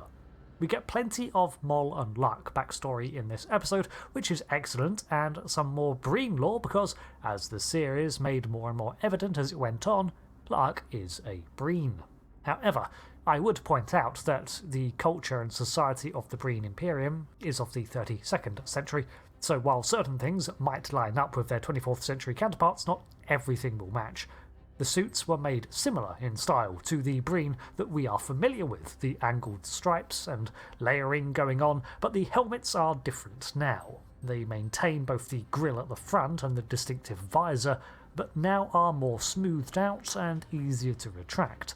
There's always been the in-universe notion that no one has seen a Breen under their helmet, and Apocrypha has devised several reasons for this, including the mention that they have in fact been witnessed and it's all just hearsay. However, one of the more interesting ones was that the Breen were more gelatinous in biology, and that when they died they effectively lost cohesion or even evaporated. This was used to explain why in DS9 Kira and Dukat were able to find Breen outfits and still not even witness what a Breen looked like, despite evidently disrobing them. This show has now canonised the appearance of the Breen and their biology, although it seems they can also solidify their faces, which makes it far easier on the CGI budget for sure. Interesting to hear references to how the Breen adopt one appearance more than the other, and I want to know the cultural significance of that, with them apparently opting to refute their solidified form. We learn that the Primarch of the Breen is engaged in a war against its own internal factions, likely from resource-related shortages in the wake of the burn, and La'ak is a nephew of royalty. However, because of his actions in the past, he has been demoted to menial work, which is where he met Mol. The two developed a relationship while she was on dilithium deliveries, and I find it a little dumb of her to be starting fights while surrounded by Breen guards, but hey, it works out for her in the end. So, when their relationship is discovered, La'ak attacks his own and wounds his uncle to escape with her, earning a bounty which ensures they will always be hunted until it's called off. Exchanging the progenitor tech for the removal of this bounty seems like the reason the Breen end up with it in a potential future. As for Mol, we can see that she has at least 3 wanted bounties on her from the Federation, Emerald Chain and Andorians, so she has been busy. Her past with the 4th Booker was explored more, and we learn that, yeah, he was not a great father considering he up and abandoned her and her mother. However, Book admits that his mentor was a good man to him, so he feels a sense of obligation to Mol and tells her as much. It's good to see him actually making progress when reaching out to Mol, and we learn that all the duo really want is to be able to live in peace away from pursuit together. Lark even briefly entertains the idea that they could be arrested so long as they remain united, and this is definitely the angle to take with them.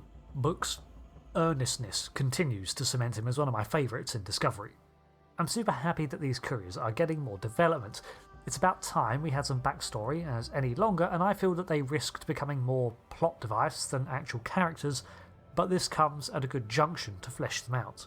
A big cameo of the episode is the derelict ISS Enterprise. Lore-wise, the last time we saw it was in 2267 under the command of Mira Kirk, technically. However, it was left with the notion that Mira Spock would go on to take command, based on the inspirations of Prime Universe Kirk. Unfortunately, DS9 shows us that by the 24th century the Terran Empire has fallen, and the dominant power is the Klingon-Cardassian alliance and its vassals. This was in the wake of an attempted reform from within the Terran Empire, as Spock attempted to reshape the Imperialists into something more United Federation-esque. So, when Burnham recites what she knows of the history of the ISS Enterprise, she is aware that the High Chancellor attempted reforms and was assassinated for it. This was in all likelihood Mira Spock, so it's kind of sad that she never gets to know more of him, merely assuming that he would be as twisted as the rest of the Terran Universe counterparts. And while he certainly was more ruthless, he was clearly one of the largest forces for equality in the end, and paid the price for it in their twisted reality. However, the crew of the ISS Enterprise mutinied against their imperialist captain, whoever that was, led by a Kelpian. They assume it to be Mira Saru, and sure, why not, considering he survives the events thanks to a time-travelling Giorgio. I do wonder if this will tie into the Section 31 show. Records exist of the crew manifest of the ISS Enterprise showing that they ended up in Starfleet, so it looks like they found their safety after all. On top of this, the records were deleted by Dominion War-era Janal's science team covering their tracks. The only thing I find a little outlandish is that the battered Constitution class still has enough power to be mostly functional after 924 years drifting in this pocket. I'm not expecting dust on a lifeless spaceship, but still. I guess horror derelict spaceship was not the vibe they were going for. Rayner continues his path of integration, and I was happy to see him object to Burnham taking priority on the mission. I agree that her and Book were the good choice for the approach she was going for, but it was for the first officer to voice his concerns in private. All very professional, and something that the original series could have used more of, but hey, that was formative years. It's his first time in command since his demotion, and first command as the XO for a long time, so he's worried about being rusty and further conflicting with the crew, considering he's already voiced his concerns at not fitting in with their more familial feel. He's a distinctive command style, more terse and to the point, but finds that the crew are able to work with him, utilising their brainstorming and forming an actionable plan out of their ideas. Stamets and Adira showcase some vulnerability, as Adira has become more unsure of themselves since discovering how the chronophage got aboard, and Stamets is accommodating Rayna's brusqueness. Finally, we have a continuation of Culber seeking to make meaning from his experiences. Spurred on by his experiences as Janal, he's finding that science and logical analysis is not explaining it all for him, including his return from the dead in a prior season. Even though it can be explained by the science of Trek, it's still leaving a lot to understand. These are big topics, after all, as his body was recreated by the Giuseppe, and his mind transferred to it. Once again, Janal's entire essence was then overlaid into Culber. It's no wonder his head is swimming with questions now on what existence is, and he finds himself looking into spirituality for answers. No defined religion exactly, but a belief that his understanding is incomplete. Spirituality and science aren't mutually exclusive. Exciting and terrifying at the same time, but exploring the unknown is what Starfleet does. So, what did I miss from this episode? I've narrowed down the lore drops on the Mirror Universe as I posted a video summary of its potential journey based on beta content and what we know in canon so far, subject to further reveals. A solid episode, delivering some much needed development and continuing the quest at a good pace. Thanks for watching this review, and until the next one, I've been Rick, and goodbye. Teleshopping ist mega. Und dann ist es noch besser, wenn ich dein Geld nehmen kann und dafür ganz viele schöne Sachen kaufen kann. Wir haben heute ein paar Produkte aus dem Mediashop, auf deren Werbung wir reacten, und wir haben die Produkte auch gekauft. Das heißt, wir checken aus, ob die Werbung auch lügt. Bezahlt von Maltes Geld. Produkt 1. Ja, das Intro. Ich bin direkt in der... Ja, meine Kirche. Das ist meine Kirche.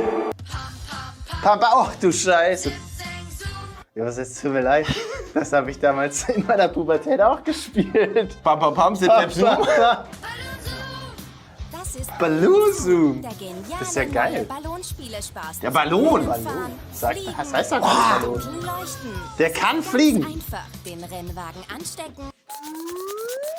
Sind Sie bereit für das Rennen? Los! Und durch Guck mal wieder! Hast du gesehen, was für ein Kickstart der gemacht hat? Oder in Alter, Mercedes AMG One, Alter. Ballon-Zoom.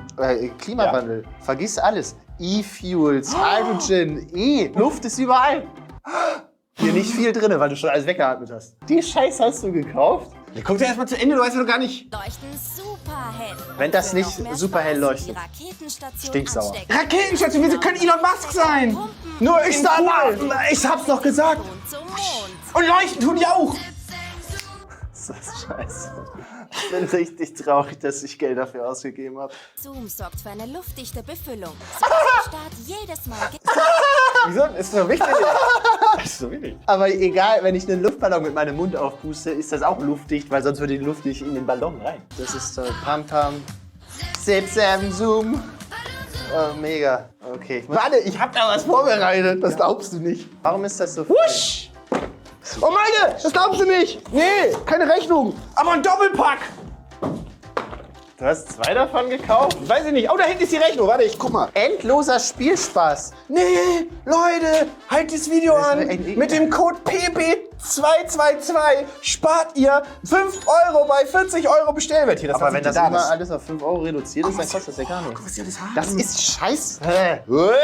So, ich möchte jetzt nur, Heike, stell dir vor, Philipp hat ein Date. Ich habe 3 Schritte, wie das funktioniert. Erstmal platzieren. Dann wird gepumpt.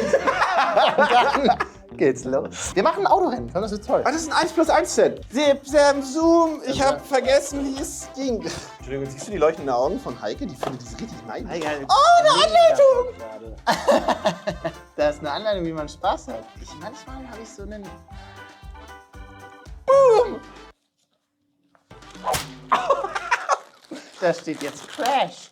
Also ich muss mal sagen, ne, das ist jetzt so ein bisschen, ich weiß, wir haben jetzt eine optische Illusion, aber Same, but different. But still same. Wer ist Malte? Hey, das kommt einfach jetzt so? Ja. Wie bist du richtig und falsch? Können wir so ein, ich brauche so ein Formel-1-Intro gleich, weil das ist ja quasi der große Preis von meinem Motiv.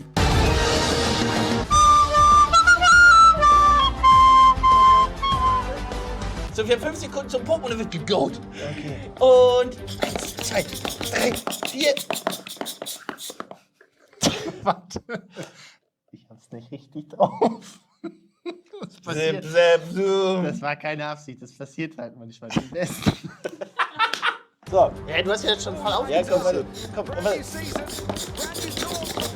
Okay. Ich bin ready. Ich bin voll ready. Okay. 1 und 2 und fahren!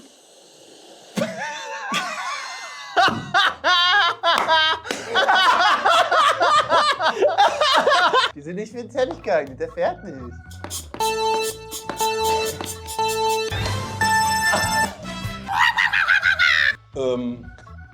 In der Werbung ist das irgendwie... Wir haben noch die Astronauten! Scheiß auf die Dinger!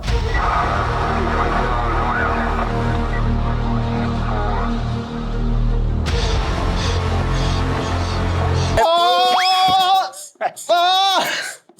Zip, Zoom ist kaputt gegangen. Ich brauch noch was. Du bist ein Idiot. Der ist, nur dein Ballon ist weg. Ja, ich war immer neu.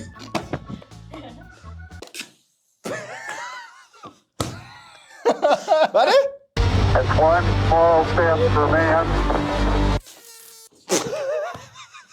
Nee, ich würde den Astronauten auch noch schießen, das ist doch nicht wahr. Das ist ja mega der Betrug. Zip, Zoom! So, jetzt fliegt zum Mars!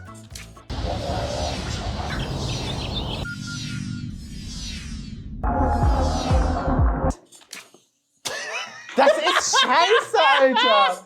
Das fliegt nicht mal höher, als ich groß bin, wenn ich hocke.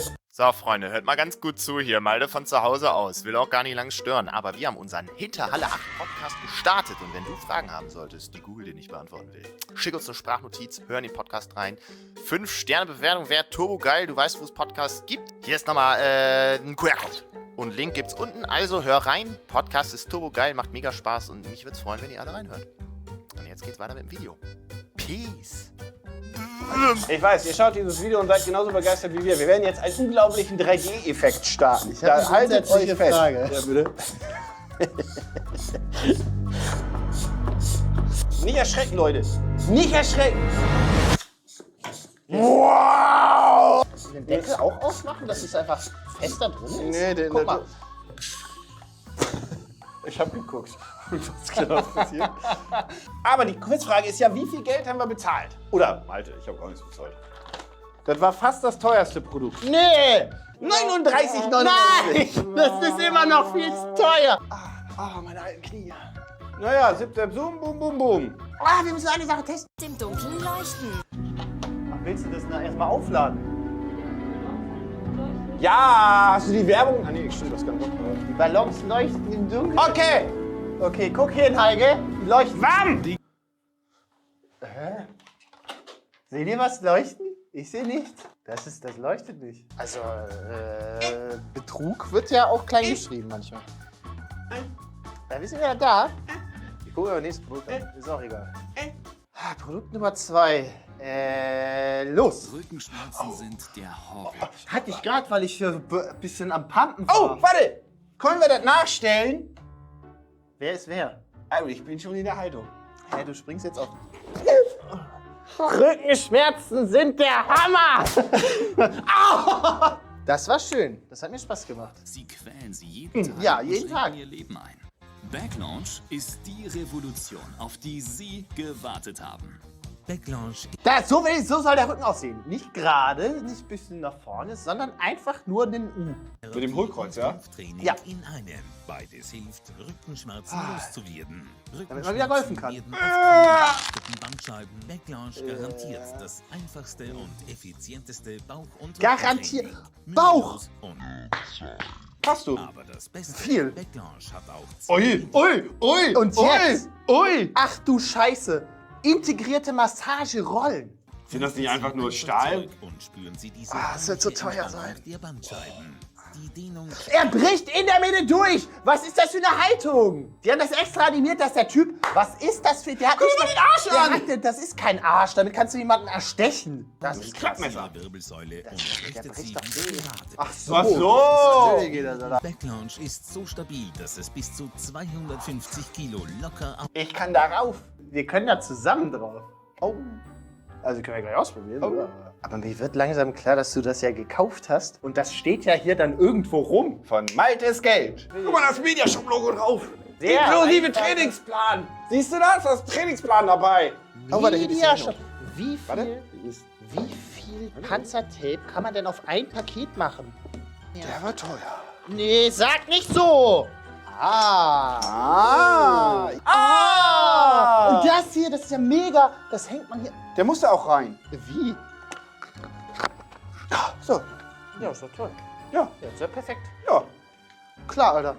Dann setz dich doch mal drauf. Okay, und jetzt, du hast ja gesehen, wie es in der Werbung war. Das Ding muss die Frisiert mir meine Rosette. So, Herr Olsen, machen Sie sich da mal einen Count. Da! Ah! Ah! Yeah! Yeah, baby!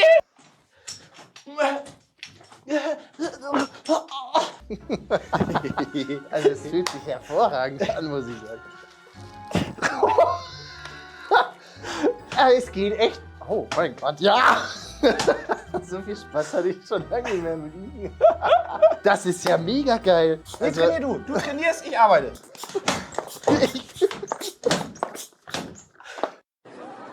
Hä? Okay, und jetzt habe ich eine Frage. Ist das so gewollt, Alter? Wie soll ich denn hier raus? Oh, das ist wirklich, stell dir vor, du liegst am Strand. So, ne? Also alle haben ihren Strandkorb, irgendwie ihre Liege dabei. Und dann kommst du an.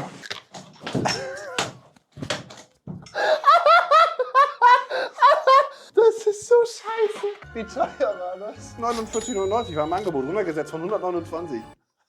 Ich habe 50 € dafür ausgegeben. Korrekt, von Maltes Geld bezahlt. So, wir kommen zum nächsten Produkt. Es hat auch Spaß gemacht. Ich muss sagen, für 50 € habe ich mir quasi gerade 10 Minuten Spaß gemacht. Ey, das ist billiger als... Hä? Nee, egal, ich sag's nicht. Ich sage es nicht. So. Wir sind in Miriam Marketplace. Sie wollen nur schnell einkaufen Ja, und haben schnell am einkaufen. Ende mehr, als Sie tragen können. Oh, das ist eine Sie Katastrophe. müssen nach einem Shoppingtag plötzlich mehr nach Hause schleppen als gedacht. Kenn ich. Und Aber warum Ihr hat man hier eine Tüte hat dabei? keine Tasche die richtige Größe. Ja, dann das kenn ist ich. hier die Lösung. Jetzt kommt die... Mit Wheelie Bag, der stylischen 2-in-1-Tasche, die sich blitzschnell in einen Trolley verwandelt. Niemand hatte jemals dieses Problem. Die haben eine Lösung erfunden, die niemand braucht. Ach, du hast Teleshopping verstanden. Sie wollen nie wieder schwer schleppen. Sie sich Wheelie Bag. Sehen Sie nur, mit einem Tipp wird Wheelie Bag zu einer geräumigen Tasche mit doppelt Okay, das ist krass. eingebauten Federleichten Ja, und super Federleichten. stabilen Räder aus. Die sehen Denn auch sehr warum stabil noch aus. mühsam schleppen, wenn sie auch bequem und mühelos rollen können? Wow, Einkaufstaschen sind Kennst du das auch, dass man den fucking Döner in seiner Handtasche hat und der dann ausläuft? Wie transportierst du denn einen Döner? Ich hab eine Hand, Alter. Oh, das heißt gar nicht Wheelie Bag. Das heißt Ready Tote. Ready Tote. Wie bitte? Ja, wenn ihr bereit seid zum Sterben, let's go. Aber weil es da lange steht. Kennst du das auch? Eine Tasche. Oh, das ist voll anstrengend, die zu schieben. Ja. Hier, da, pack mal deinen Einkauf da rein. Ja, hier rein. So, oh, das ist schwer. Gar kein Problem. Ich muss kurz so machen. Also, und jetzt ist schon fertig. Kann sie fahren. Hä, wie nutzlos kann ein Gegenstand sein? Kann ich mich da reinsetzen und du schiebst mich durch die Gegend? Bist du sicher? Lass mich da rein jetzt. muss mich festhalten. Ah! Au! Ich Wheelie Bag. Der Wheelie Bag geht's gar nicht mehr gut. Oh nee, der geht. Oh, Wheelie. Nee, du hast recht, ich habe nicht reingepasst. Ich glaube, ich bin zu fett. Wir haben Wheelie Bag kaputt gemacht. Das hat ja lang gehalten. Das ist scheiße. Alter. Was? Das ist wirklich Müll. Es ist eine große Tasche. Oh nein. Du siehst so sexy aus, Alter. Ich habe richtig Bock, jetzt mit dir einkaufen zu gehen, damit du meinen Einkauf trägst. Das war wenig gut. Ach Quatsch, doch nicht. Da war dann deine Auswahl. Warte. Nee, nur 19,99. Weißt du, was ich für Taschen für 20 € kriege? Und mindestens 40 von Edeka. So. Wir brauchen noch einen Klassiker aus einem von den letzten Mediashop-Videos. Okay. Präsentieren Strong Arm Comfort King. Strong Arm Comfort King? Für mehr Stabilität, Der wackelt aber ganz schön. Komfort im Alltag. Ich meine, es ist Design verlagert das Gewicht Siehst du? Weil endlich ein richtiger Gehstock. Endlich. Siehst du, guck mal, wie stolz die Frau beim Kissen ist. Rasen wässern. Das bringt Selbstvertrauen und Unabhängigkeit. Aber Autofahren. Sein Kennzeichen ist Ouija. Macht auch das Aufstehen von Stühlen, Ich bin gar nicht. Ey, ich bin gar nicht rausgekommen. Er steht von allein. Er steht von allein. Hey. Das nicht der andere. Da, auch? guck. Oh, wie Asaki-Feld. Bleibt Strong Arm Comfort Scheiße. King aufrecht und reduziert Unfall- und Verletzungsrisiko. Überleg mal, all die Leute in diesem Video wären ohne den Strong Arm Comfort King aber der nicht. Ich muss wirklich sagen, ganz ehrlich, ich fühle, dass das mal nicht aufstehen kann. Ich komme hier nicht raus. Du hast es doch gerade gesehen. Oh Gott. Jetzt bin ich hier drin. Ja. Wie soll ich raus? Da habe ich doch was für dich. In der besten Mediashop Standardverpackung. Hier ist die Anleitung. So verwenden Sie Ihren Strong Arm Comfort Cane. Cane, nicht King. Nicht King, ja, aber King gesagt. Nein, du musst da oben mit dem Arm rein.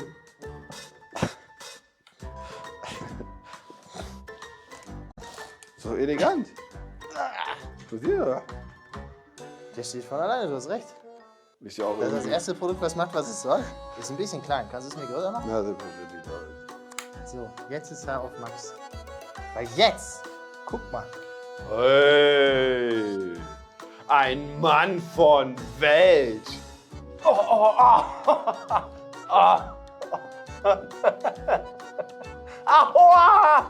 Oh, warte! Stimmt, jetzt habe ich vergessen, was wir wollten. Warte, ich komm.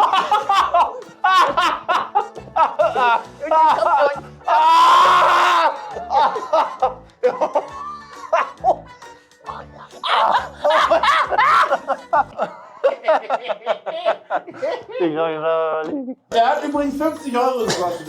Was? Nee, komm.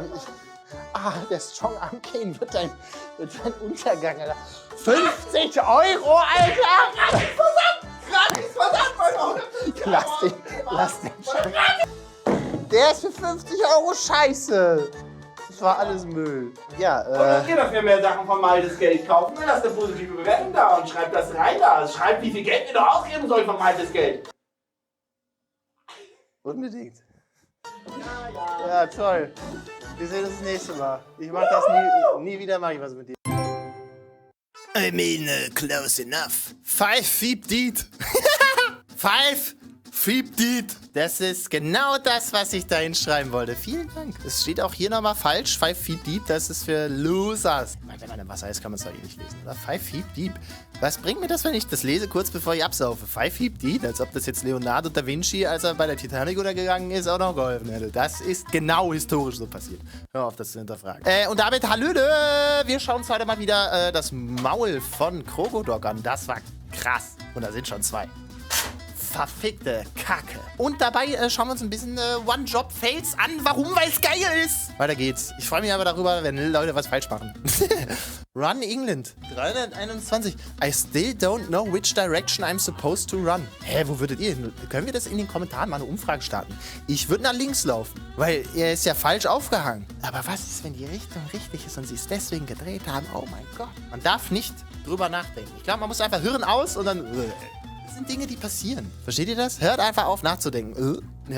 Denkt doch ein bisschen nach. Genug nachdenken, damit das noch überlebt ja alles. So this when going to the cinemas. Er ist zu mehreren Kinos gleichzeitig gegangen. Das ist krass. Das macht mich traurig betroffen. Das ist hier wieder wirklich, das ist der eine Zahn in einem alten Gebiss drin, der es noch überlebt hat. Das ist, ich meine, guck dir das an. Ist das schön? Wenn wir jetzt hier eine kunstwissenschaftliche Analyse von diesem Werk machen würden, wie finden Sie diesen einen Stein, der da nicht hingehört? Ist es vielleicht einfach nur ein Merkmal, wie ein Muttermal, was das Gesicht erst schön, attraktiv und interessant macht? Keine Ahnung. Nein, ich find's schrecklich. Das ist wirklich einfach... Das ist so hässlich. Wir machen aber weiter. Was ist schon Symmetrie? I don't know how this happened. This was the sink in a restaurant. Das hier ist das Spülbecken. Ich habe ein Schwimmbad gebaut. So. Spring doch mal rein, mal vom 5 Meter. Das ist doch kein Spülbecken. Wie viel Weichspüler steht da unten? Warum steht da Seife? Warum, das ist... Wo, ich meine, die Römer haben es geschafft, ein Aquädukt über hunderte Kilometer zu bauen und mit einer kleinen Steigung, dass da Wasser durchläuft. Wieso bauen wir nicht einfach ein Loch?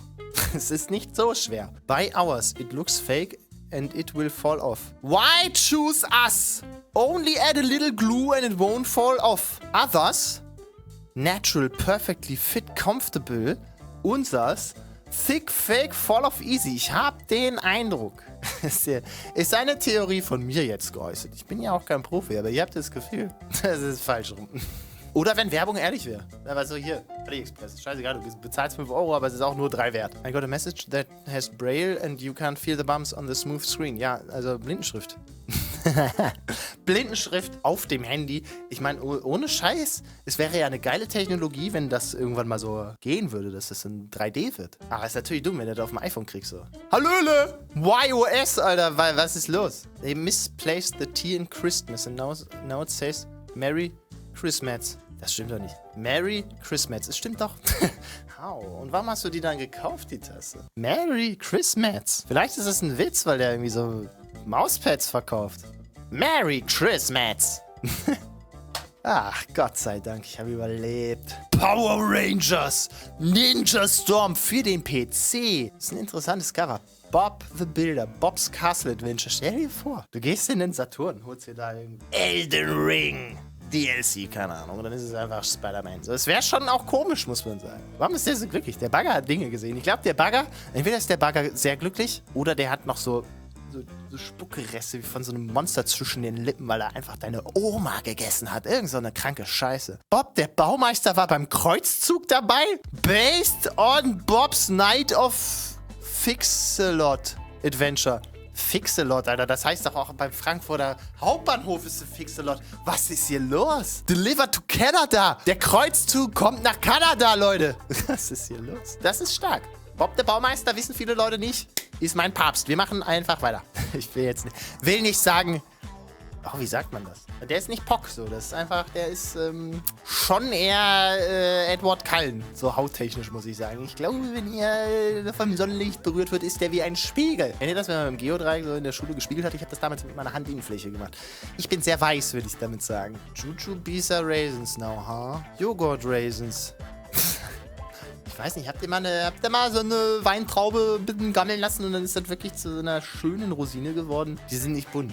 Wenn die bunt sind, dreh dich um, lauf weg, lauf aus dem Rewe raus, guck bei Alnatura, wie wirklich die Natur nochmal aussieht. Congress Park, don't bring your kids to work. Congress Park, CP... Stop. Now hold the fuck up and excuse the shit out of my French. Was ist hier los? Why?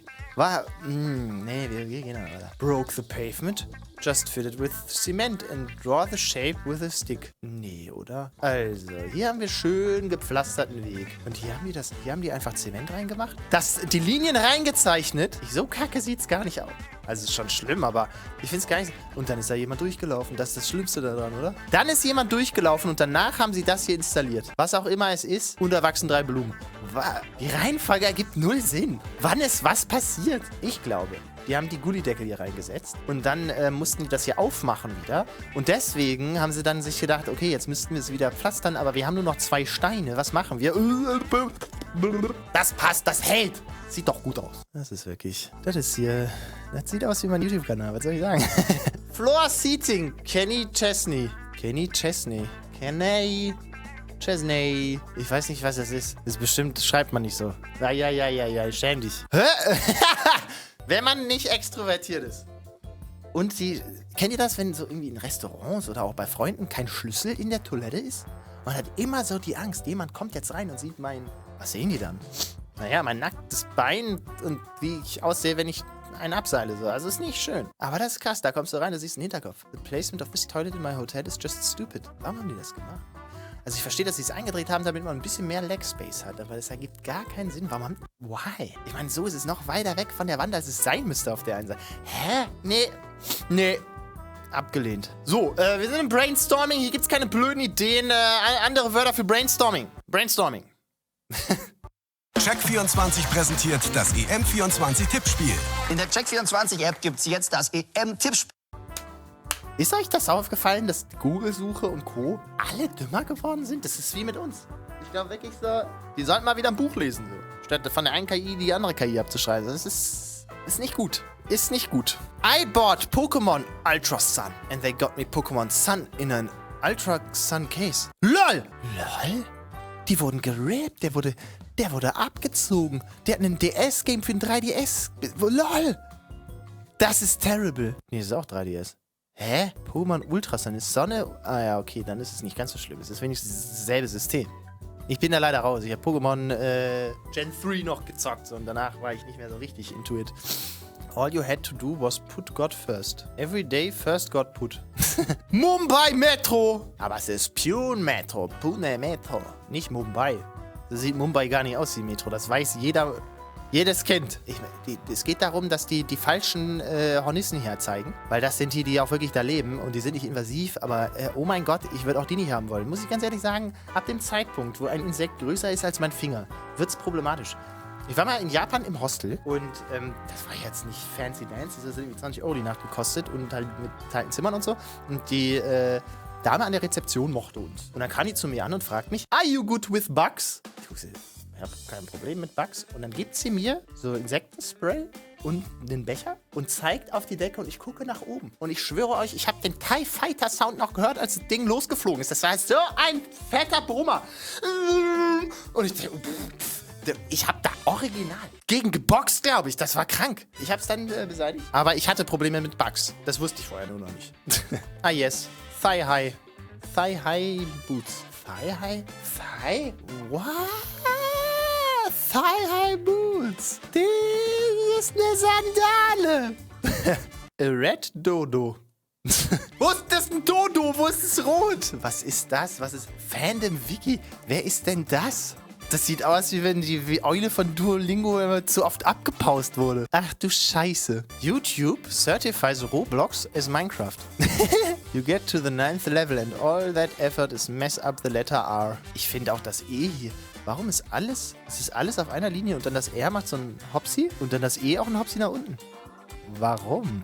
Das kannst du original mit einem Band Tape lösen. Egal, komm, wir mal. Ich mal auch immer krumm und schief. Wenn ich schreibe auf einer Linie, das bleibt nicht unbedingt drauf. This mug is all about New Mexico, or is it? Mexico, New Mexico, Mexico, Arizona. Arizona? Hold up just a goddamn second. Ich kenne doch meine 51 States auswendig. Wo ist Arizona? Nicht New Mexico, ist nicht dasselbe. So viel kann ich sagen. Is this correct? Warte, ich mach Thumbnail-Gesicht. Aber mal ehrlich. Why? Why? Der ist krass. Das ist ein Level. Der hat das durchgestochen. Das ist krank. Wie soll man da ein Papier abmachen? Den verstehe ich noch vielleicht. Aber der? Das ist mutwillig. Das ist doch zerstörerischer Kram. Ich bin der gestiefelte Kader geworden auf einmal. Na egal, wir machen weiter. Drain Clearing. Für $93 machen die deinen Abfluss sauber. Danke. Timeless Classic. Never gets boring. Einfach warum? Warum habt ihr überhaupt da drüber gemalt? Hätten sie den Deckel abgemacht, dann... Ja gut, dann wäre der Farbe rein. Egal, ich habe keine bessere Lösung, als es einfach richtig drauf zu machen. Das ist das Klo nochmal! Wo sind wir heute? Könnt ihr keine Toiletten mehr bauen? Pretty sure Marvel's Spider-Man 2 was never released on GameCube? Video Games GameCube. Marvel Spider-Man. Wisst ihr, der GameCube ist ungefähr so groß wie eure Handys mittlerweile. Da läuft so ein Game gerade nicht mehr drauf. Didn't know Hidden Valley was actually hidden. Was ist denn das für eine Scheiße? Das wird mich aggressiv machen. Das würde ich aus Prinzip nicht kaufen wollen. Gib mir ein Wort, das mit U anfängt und mit U aufhört. Unicorn. Oh, es ist alles dümmer geworden. Why? Oder benutzen wir es einfach mittlerweile mehr unter unserer Erwartungshaltung? Ist aber so, kann das sein? Wenn ich voraus. You can't buy love, but it can buy bagels. It's the same thing. You know, you is just money to us, right? You can't buy love, but it can buy bagels. It's the same thing. Da sollte Money stehen, das ist krass. To recall elevators, insert fire key and turn to on. It's anyone's guess where you'll end up or down. Up oder down? Ah, oben, unten. Ah, was ist jetzt falsch? Da müssen wir wieder nachdenken. Aber wir haben doch gelernt.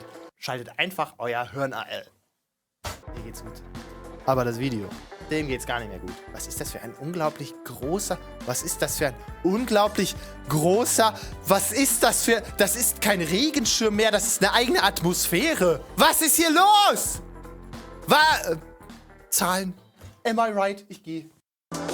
Level up your gaming space with metal posters from Displates. Hang your Displates in seconds.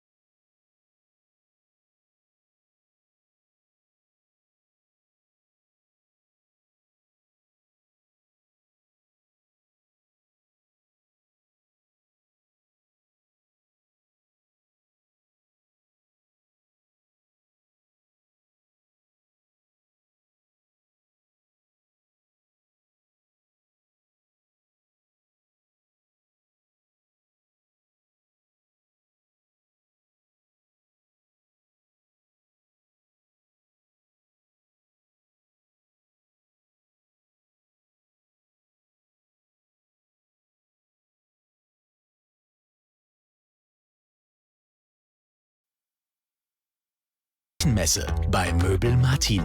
Bis 20. Mai planen und sparen. Auf RTL Plus findest du wirklich jeden Song. All inclusive. It goes something like this.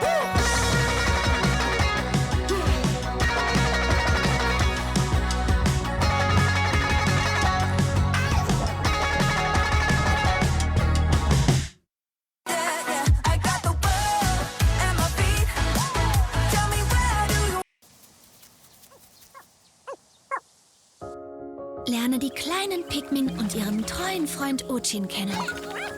Geht gemeinsam auf eine spannende Abenteuerreise und rettet eure gestrandeten Freunde. Pikmin 4. Kostenlose Demo im Nintendo eShop. Gestern Abend habe ich mir was gewünscht von einem Stern. Und der Stern hat geantwortet. What is up, guys? It's your boy Rick Kakis, and today we have a brand new Zur location and inventory review for the weekend of April 26th to the 29th. And so, let's get started. But just before we do, I am so bored right now. Oh, what's up, dude? Do you want to play Raid right now? No. You want to do a dungeon? No. Do you want to do strikes? Do you want to do strikes? Yeah, no. I really wish there was just a fun game that we could play with our friends, man.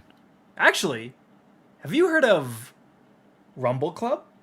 Guys, have you ever wondered what if they took Fall Guys, added PvP combat to make it a multiplayer battle royale, and then made it free to play? Probably not, because that's very specific, but hey, if that sounds cool to you, you gotta check out Rumble Club. It's the perfect game to gather all your friends together for a night of hijinks and laughs, and I really do mean all your